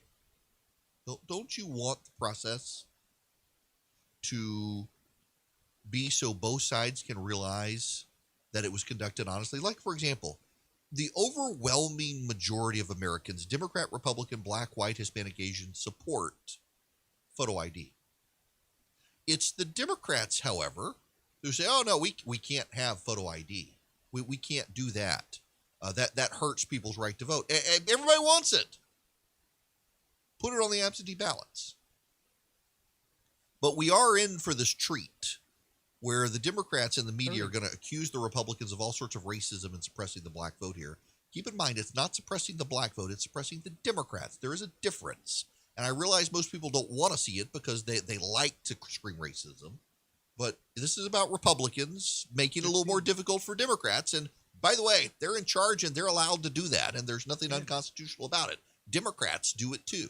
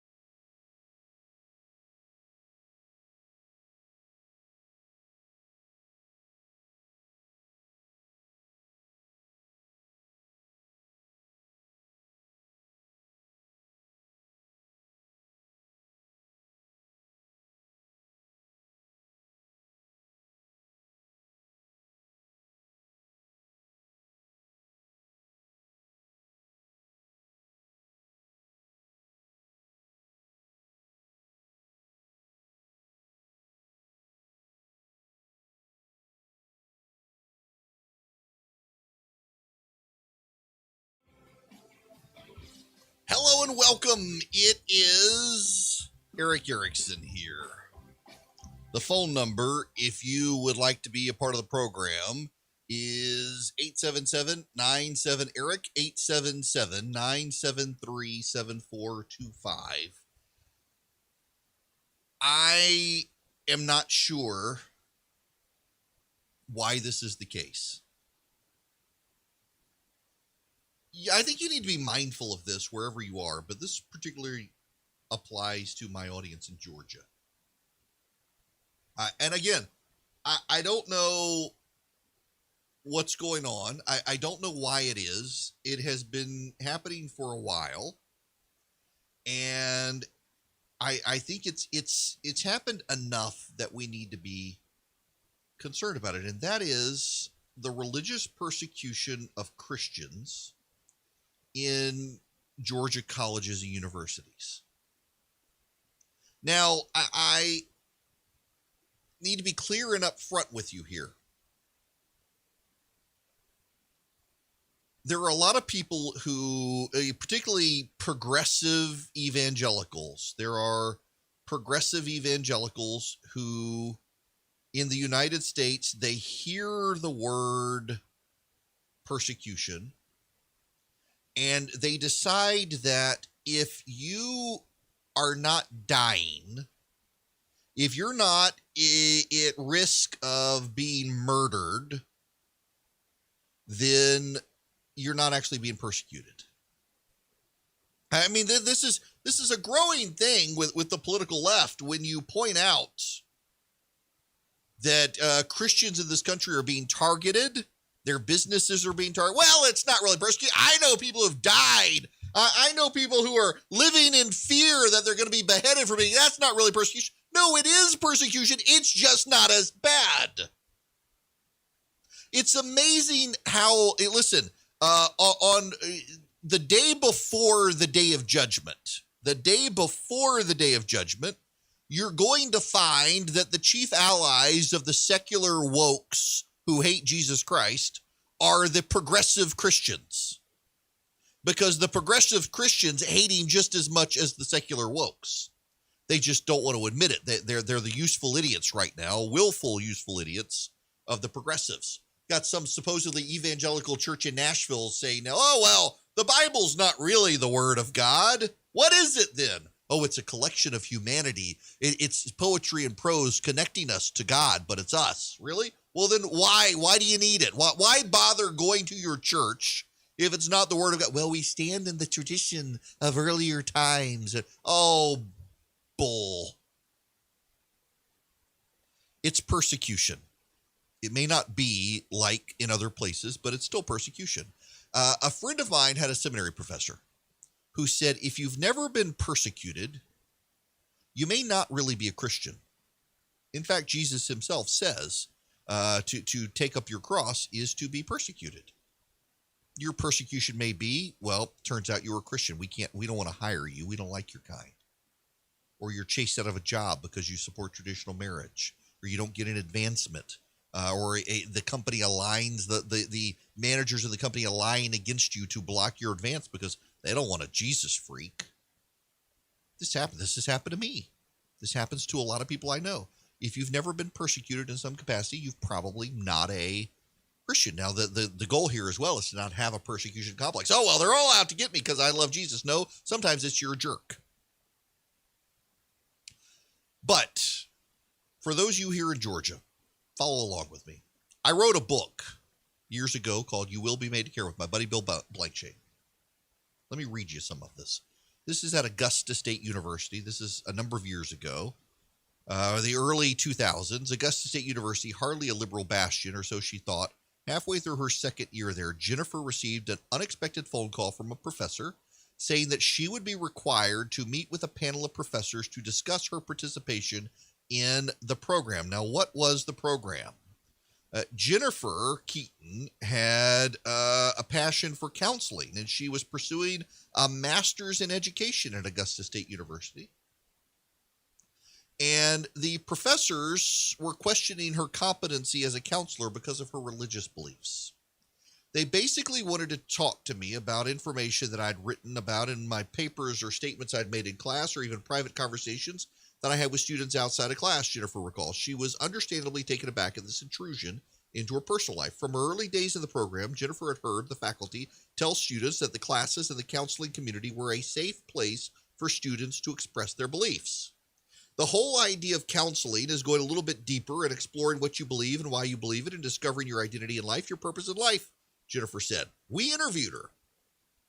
We were told at the very beginning to come in with our set of values and beliefs, and it's okay. We're a melting pot of these things. Well, apparently, they weren't welcoming her Christian beliefs that engaging in homosexual behavior is a sin. Jennifer was never unwilling to counsel people who were homosexual or transgender or had questions about their gender. She was prepared to do that, but the school told her they feared her views wouldn't permit her to counsel people in the way they deemed appropriate. To fix what they perceived to be a problem, they presented Jennifer with a remediation plan that would determine whether she could continue studying at Augusta State University. The remediation plan stated a couple of different things she needed to do or events she needed to attend. The fine print was that she needed to write papers that stated that she had changed her views. She refused to complete the remediation plan and was booted from the program. She filed a lawsuit and she lost. She lost in court. This was Augusta State University in Georgia. Then there's Georgia Tech. In 2006, again, this is from my book. In 2006, two students at the Georgia Institute of Technology, Georgia Tech, filed a pivotal lawsuit against the school in a case that brought national attention to the administration's thuggish tactics. Ruth Malhotra, a conservative Christian and president of the College Republicans, and Orit Sklar, the president of the Jewish Student Union, had endured violation after violation of their First Amendment rights to their free speech and freedom of religion. They were being told not what they could and could not say, but how they should think. Ruth's parents were immigrants from India. Her father was a marketing research professor in Georgia Tech's business program. Ruth grew up admiring the school's traditions and reputation. I was really excited about going to a school that I was respected and loved, and I knew it would be a very diverse environment with many different backgrounds and worldviews. Ruth declared international affairs and public policy as her majors and quickly became involved in student organizations. She never called herself an activist. She joined organizations that reflected her convictions: sanctity of life, traditional marriage, Christianity. She tried to live a life consistent with what she believed. Ruth saw professors protesting the ROTC on Veterans Day, priests teaching that Jesus and his disciples were gay, and numerous sexually graphic promotions for one thing or another. She didn't take any of it as a personal offense because she didn't have a victim mentality. People at Georgia Tech could disagree. But then she experienced the double standard at Georgia Tech. In her sophomore year, she was called into the office of the Dean of the College of Liberal Arts. According to Ruth, the dean said, "Ruth, you're asking too many questions and you're here to listen and learn."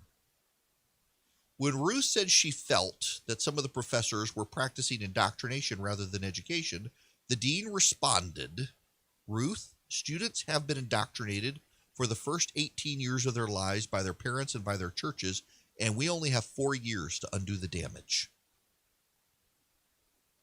The censorship spread beyond the classroom to the campus organizations and activities of which Ruth was a part. Students of those organizations were increasingly accused of violating the university's tolerance policy, a speech code that prohibited any speech considered intolerant or offensive. The only judges of what was intolerant were the school's administrators themselves. In one instance, one of Ruth's student organizations planned to do outreach to promote and explain their views on traditional marriage. They purchased a wedding cake, they handed out cake and pamphlets to students, and Georgia Tech shut it down and said it was offensive. The thing we're trying to do were very, I thought, basic in terms of just saying, here's what we believe, Ruth recalls. We knew that people out there agreed with us. We wanted the right to speak. In her senior year, the Dean of Student Involvement called Ruth into his office and said the college Republicans, of which Ruth was the president, were in trouble for marketing themselves too well. They had a display that compared conservative women to feminist women and what liberals offered in feminism. because it made the Republican and conservative side look better. They had to be punished during coming out week. An LGBT, now isn't this cute? We wrote this back several years ago, 2010, I guess, and we just said LGBT. Now you got to do LGBTQIA plus or whatever. The Alphabet Gang initiative sponsored by Georgia Tech.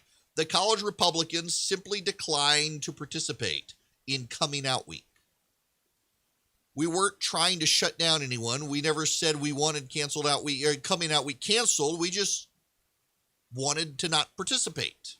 In fact, we treated everyone with dignity and respect, but we weren't going to endorse it. The dean of students charged Ruth with being intolerant, telling her the high rates of suicide among gay students was because of people like Ruth. That's right. The dean of students told Ruth that gay suicide was because of people like Ruth. The college Republicans were restricted to a tiny, obscure area of campus called a free speech zone, where they were permitted to hold their events and speak without fear. But even these restrictions weren't enough for Georgia Tech. The president of Georgia Tech called Ruth Malhotra in and told her that she either needed to change her views or leave Georgia Tech. And she was only months away from graduating with the highest honors at Georgia Tech. So she filed a lawsuit with the Alliance Defending Freedom. And it went from bad to worse. The Los Angeles Times said that Christian students were being sued for the right to be intolerant. That was their headline. She began receiving hate mail, rape threats, death threats. An organization was formed, CLAM, Conservatives and Liberals Against Malhotra. It was formed to oppose her. The organization used racial slurs, handed out Twinkies while saying Ruth was yellow on the outside and white on the inside. She's from India. The school administration never shut down CLAM or accused them of being intolerant. Law enforcement had to escort her around college campus, even accompanied her to graduation. She won her lawsuit. She and Orit Slur, they won their lawsuit. Georgia Tech had to repeal their speech code. They were subject to judicial oversight to make sure they left it behind for good. A policy called Safe Space was also challenged. It was an LGBT initiative that was run through the Office of the Dean of Students. The Dean of Diversity employed a scale of tolerance, which rated how tolerant different religions were. The Buddhists were deemed most accepting, the Southern Baptists the least tolerant. It was taxpayer-funded administrators doing this. The judge ripped the policy to shreds. Georgia Tech had a policy on campus rating the tolerance of various religions to the gay community.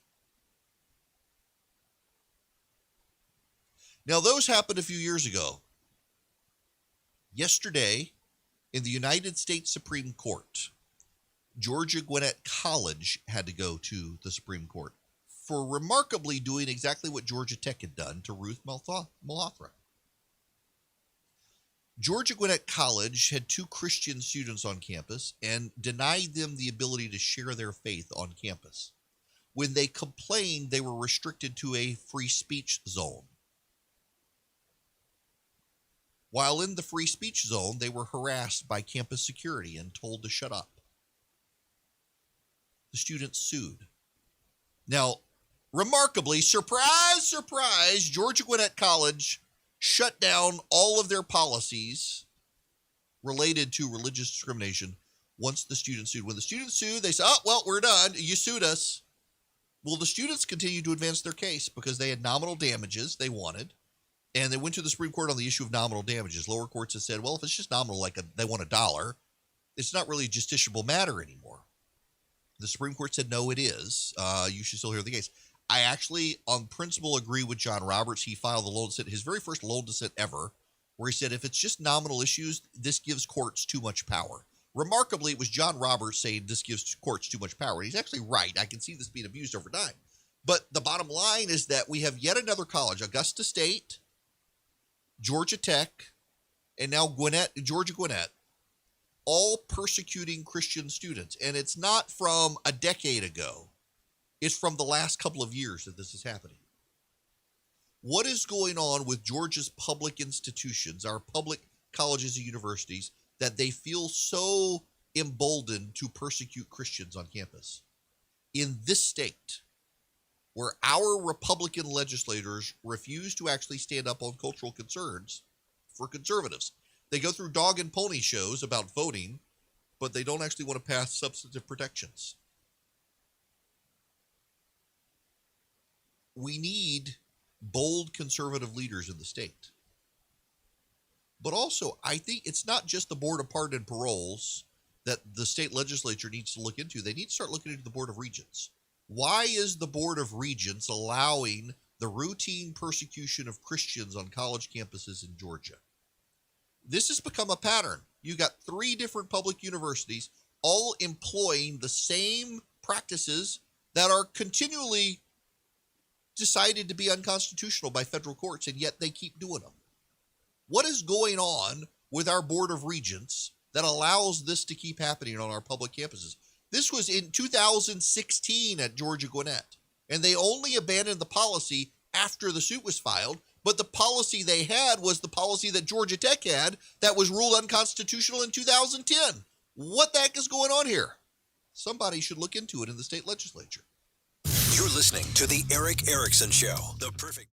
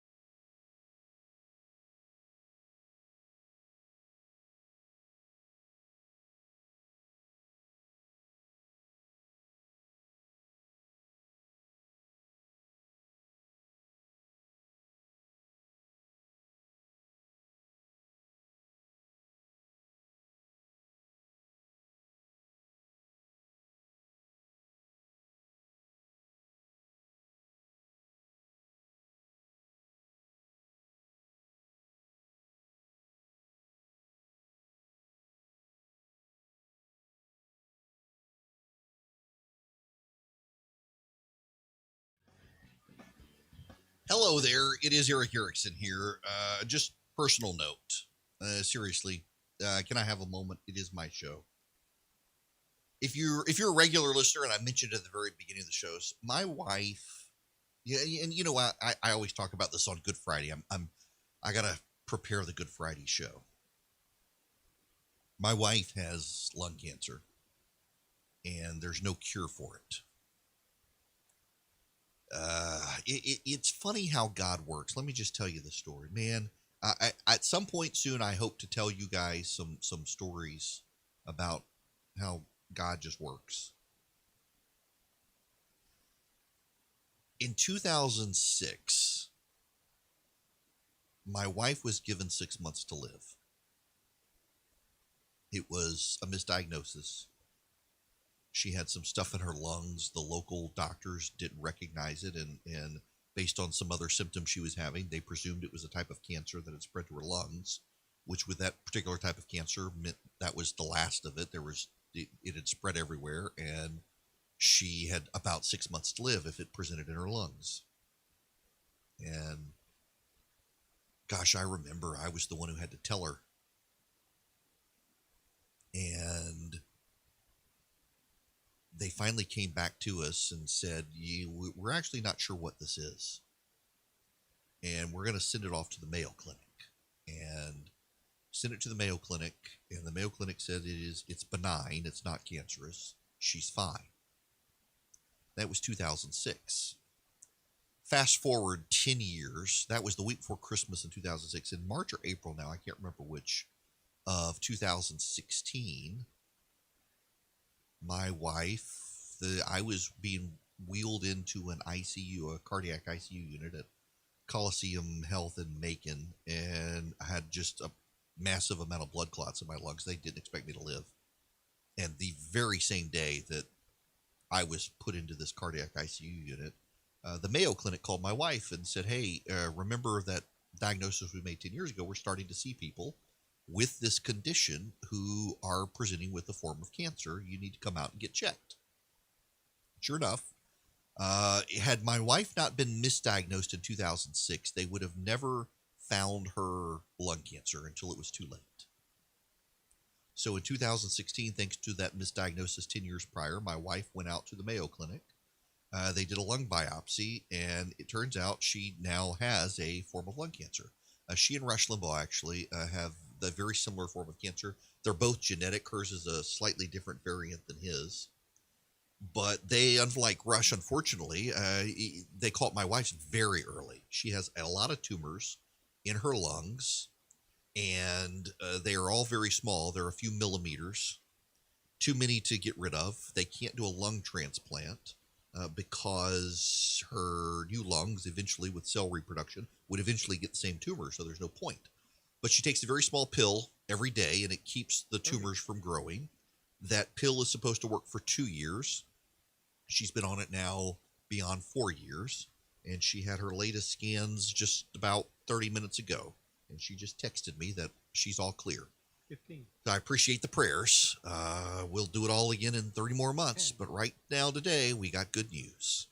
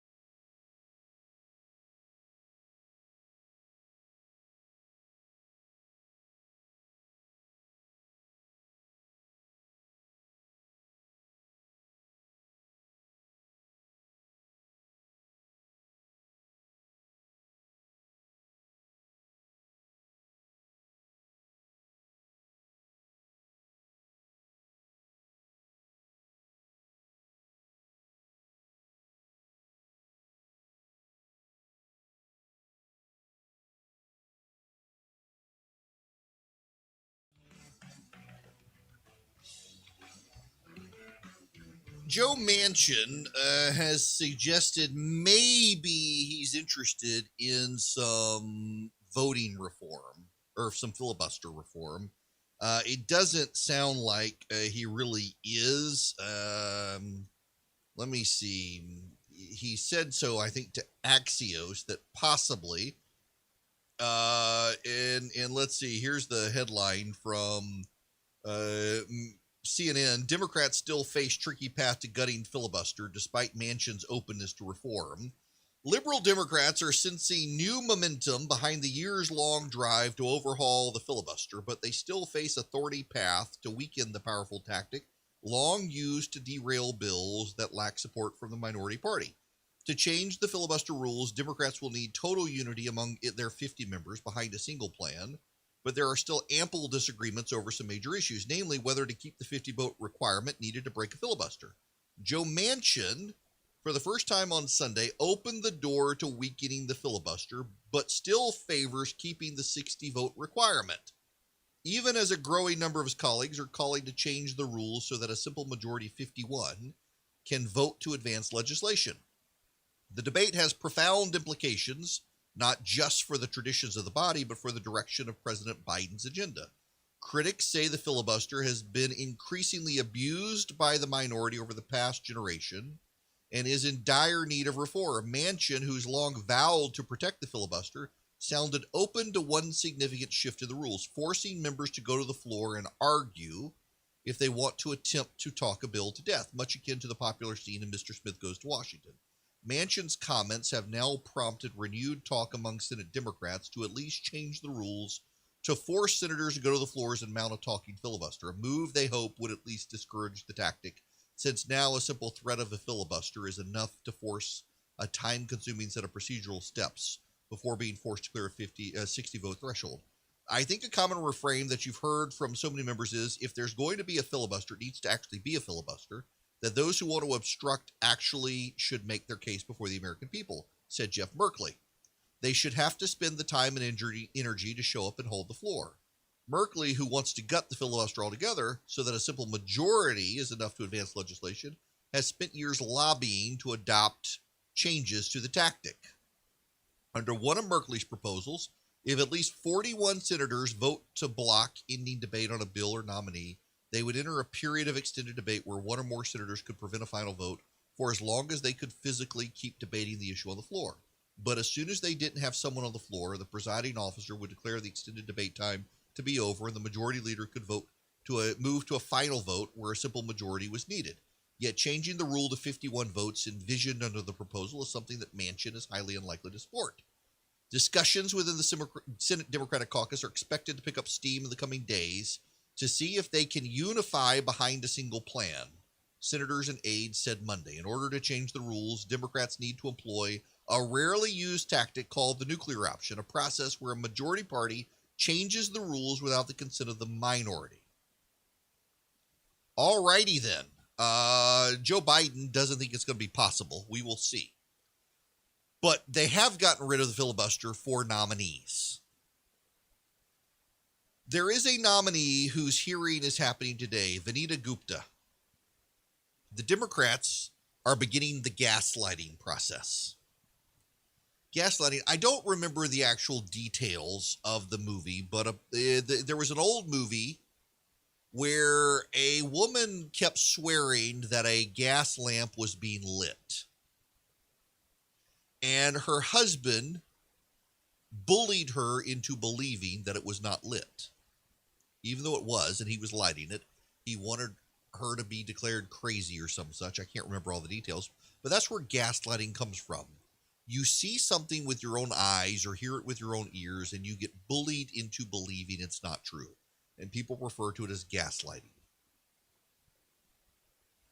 The Democrats are trying to get Vanita Gupta's nomination through the Senate Judiciary Committee through gaslighting. Senator Durbin, for example, says Vanita Gupta has never wanted to defund the police.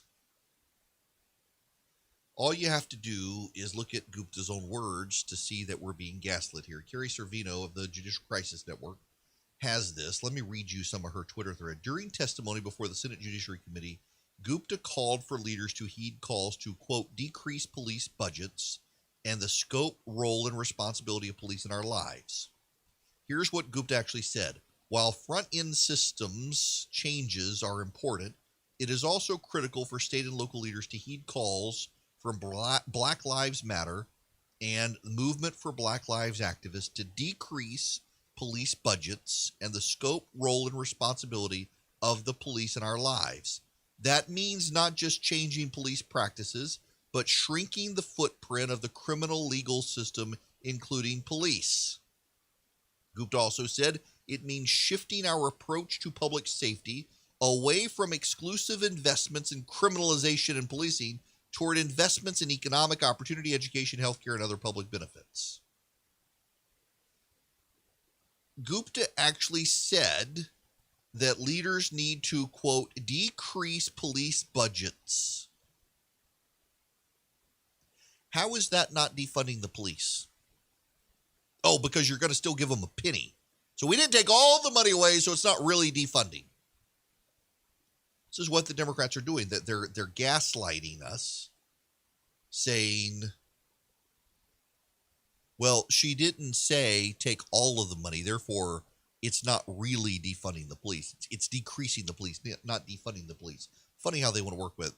Gupta is actually fairly far left on this stuff, and Biden wants to put Gupta in the Justice Department. Now, let's see. Also from Carrie Cervino, she's released a statement. Gupta is part of the dark money network on the left. Interesting. Now, JCN has released an ad. Let me pull up this Joe ad Biden's and pick reroute to the help audio. Here we lead the go. Justice Department. Vanita Gupta ran the Leadership Conference Education Fund, receiving tens of millions from labor unions, liberal dark money pools, and extreme left billionaires. What were they buying? Gupta's dark money assault on the Supreme Court, trying to stack the court in their favor, opposing excellent justices, pushing a radical far-left agenda. They got their money's worth then. Imagine what Gupta will do for them with real power. So Gupta ran efforts to block Amy Coney Barrett, Neil Gorsuch, and Brett Kavanaugh from the Supreme Court. She has supported defunding police. She supported radical left issues. She's gotten and received and organized massive amounts of undisclosed dollars from the left. She's actually criticized efforts by parents of violent crime for trying to strengthen criminal laws. She has said that she wants and supports local conversations about defunding the police in various areas of the country. This is who Joe Biden has put in charge. This is who Joe Biden wants. This is crazy here.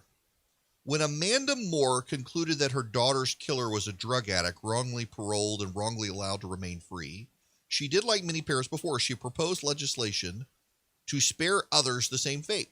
The law was Amelia's Law.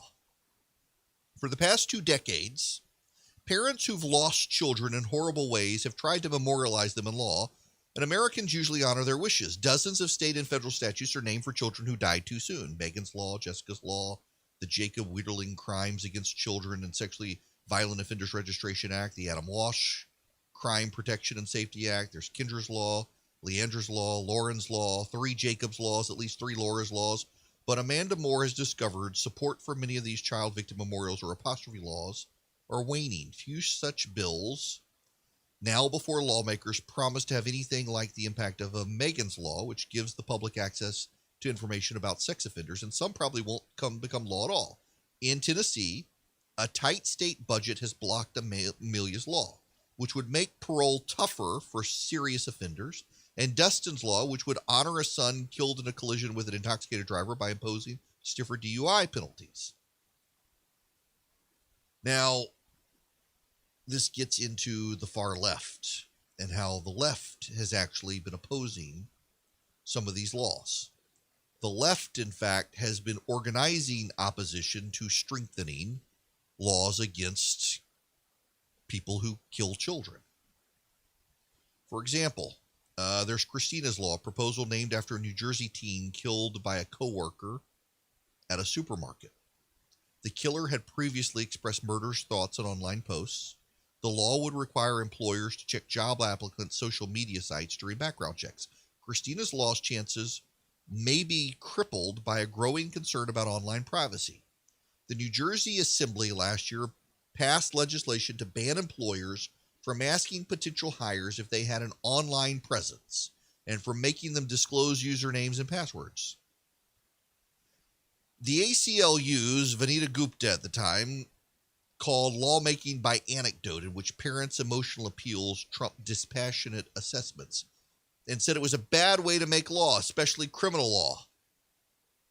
That's right. We have so many laws now that have boosted protections for families and for kids against violent criminals because of a crime that happened against a child, mobilized parents, and those parents took action and got laws changed. And Vanita Gupta says, well, we should stop doing that and listening to the emotions of parents with dead kids. Essentially, that was her argument, that emotional parents using what happened to their kids as a way to beef up criminal law isn't a good way to set public policy. From the same woman who says we should allow local communities to defund the police, and that she herself supports decreasing police budgets. This is who Joe Biden wants. It's increasingly clear to me that Joe Biden is captured by the left. Joe Biden can't, in fact, take a strong stand on anything because Joe Biden, one, half the time doesn't know where he is, and two, has a bunch of progressives around him who are advancing a progressive agenda, even as he's in the White House. This reminds me, where is this story? I had this in my stack. Hang on a second. I got to find this one because I fell out laughing the other day when I saw this story. I couldn't believe it was a real story, but this is an actual real deal story in the news. It turns out there actually was a pro-life Biden group, and now they're upset. The pro-life Biden group is upset that Joe Biden turns out to be the pro-abortionist he said he was. Here it is from lifenews.com. A Christian group called Evangelicals for Biden told the president that voters feel betrayed by his plan to force taxpayers to fund abortion through the COVID-19 relief bill. In a letter Saturday, they said they promised to support Joe Biden on the condition he would work to find common ground with most Americans on abortion. We feel used and betrayed and have no intention of simply watching these kinds of efforts happen from the sidelines, Evangelicals for Biden wrote. Many evangelicals and Catholics took risks to support Biden publicly. What did they think was going to happen? Biden is a pro-abortion Democrat. He's campaigned on expanding abortion. Joe Biden supports killing kids and has for years. And he's, well, we're going to support Joe Biden because we don't really believe him when he says he supports killing kids. These are the willful idiots who make evangelicals look worse than the people who went all in for Trump in some sort of cult of personality. These are the naive rubes, willfully naive rubes who are like, oh, we're just going to pretend that he's not really the pro-abortion, kid-killing president he's going to be because we want an excuse to publicly defend him over Trump. What this group was a bunch of virtue signalers. They wanted to say, we don't like Donald Trump because he's icky and we're evangelicals and we're going to support Joe Biden. Well, Joe Biden supports killing kids. Oh, we don't really believe it. That's just what he says and what he votes for. You idiots.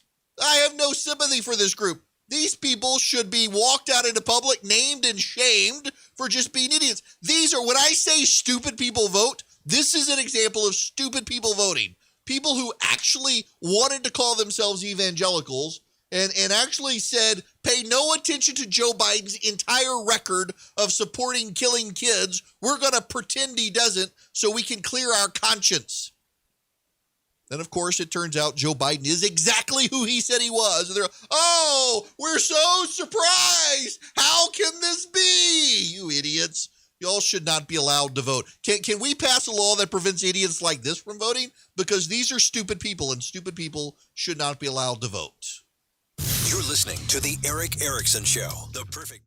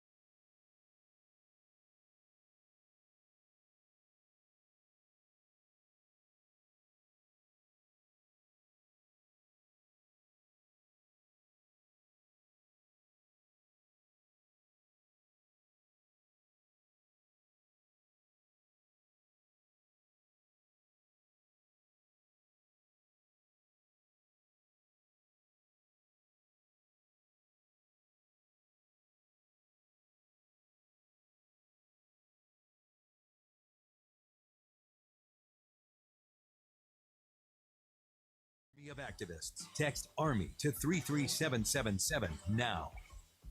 I want y'all to know I'm working on my sanctification. I am, and one of those areas is language. Boy, I gotta say, fishing with a bunch of Baptists on Friday was a struggle. It was a struggle. It was way better than playing golf. I don't know that I can help myself when I'm out on a golf course. My goodness. But it is remarkable that I can get through one of these programs without saying all sorts of stuff that should not be said on radio when I encounter stories like this one. Here's the headline. Maker of Dove soap will drop the word normal from beauty products. Unilever, which owns brands like Dove and Sunsilk and Axe body spray, said a study has found that the word normal makes most people feel excluded. A spokeswoman said it would remove it from more than 200 products. The beauty and personal care company Unilever said on Tuesday it would no longer use the word normal. Oh, well, it's a London-based product. It makes Dove, Axe, Sunsilk, and Vaseline. And other personal care products. Said it would not digitally alter the body shape, size, and skin color of models in its advertising as part of its positive beauty initiative, according to a news release. And it would stop using the word normal. And it was steps that were to challenge narrow beauty ideals. The advertising changes came after the company commissioned a 10,000-person study across 9 countries, including Brazil, China, Nigeria, Saudi Arabia, and the United States. The study found that 56% of participants thought that the beauty industry could make people feel excluded, and that as many as 7 in 10 people agreed that the word normal on products and in advertising had negative effects. 74% of participants said they wanted the beauty industry to make them feel better, not just look better. Oh, good grief. What? Wow, good. Oh. I gotta tell you something. Y'all, I need to lose weight. I'm fat. I go to the gym, but I got to work on the diet part of it. Turns out it's all nutrition. You could never go to the gym and just eat well, and you could be a thin, spry guy. Me, I like beer and pizza, and that's got to change. I know that. I say that acknowledging that I got to lose weight.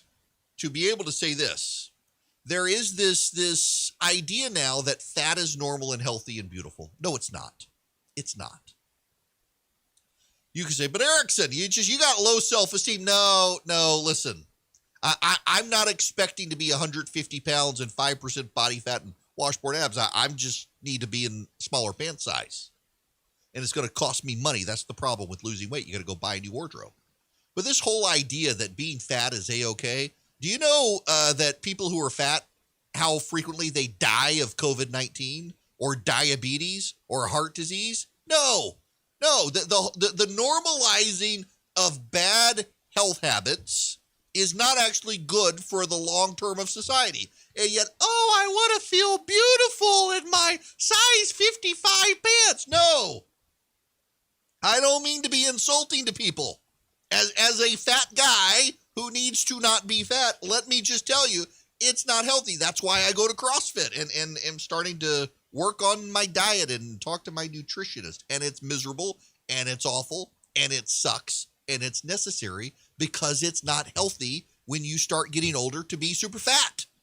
And the idea that we're going to normalize it and say, I'm just beautiful in my own way. Well, you're beautiful with diabetes and heart disease. I'm talking about myself here. I get it. But we can't use the word normal now. 95% of people would be defined as normal, and we can't use it because it doesn't make them feel good about themselves. Oh, and good grief, listen to this. This is in the New York Times. This is an actual paragraph in the New York Times. The changes were long overdue and quote-unquote completely necessary. After last year's worldwide Black Lives Matters demonstrations, said Athea Jewell, a beauty journalist, and an advisory board member of the British Beauty Council, an organization that represents the British beauty industry. Saying the word normal has been used to set you apart. I'm normal. My dark skin is normal. My juicy West African curvy body is normal. Everything about me is normal. Well, then you shouldn't be offended by the word, should you? My goodness, people have gotten soft and weak, and this is crazy. It's crazy. We live in a world filled with a social contagion. It is a moral outrage. It is societal contagion, a pathology sweeping through the brains of people in the West. And it needs to stop. But it's probably not going to unless we all stand up to Boko Haram, which is now deciding that normal is a bad word, even as they admit they feel normal. Good gracious.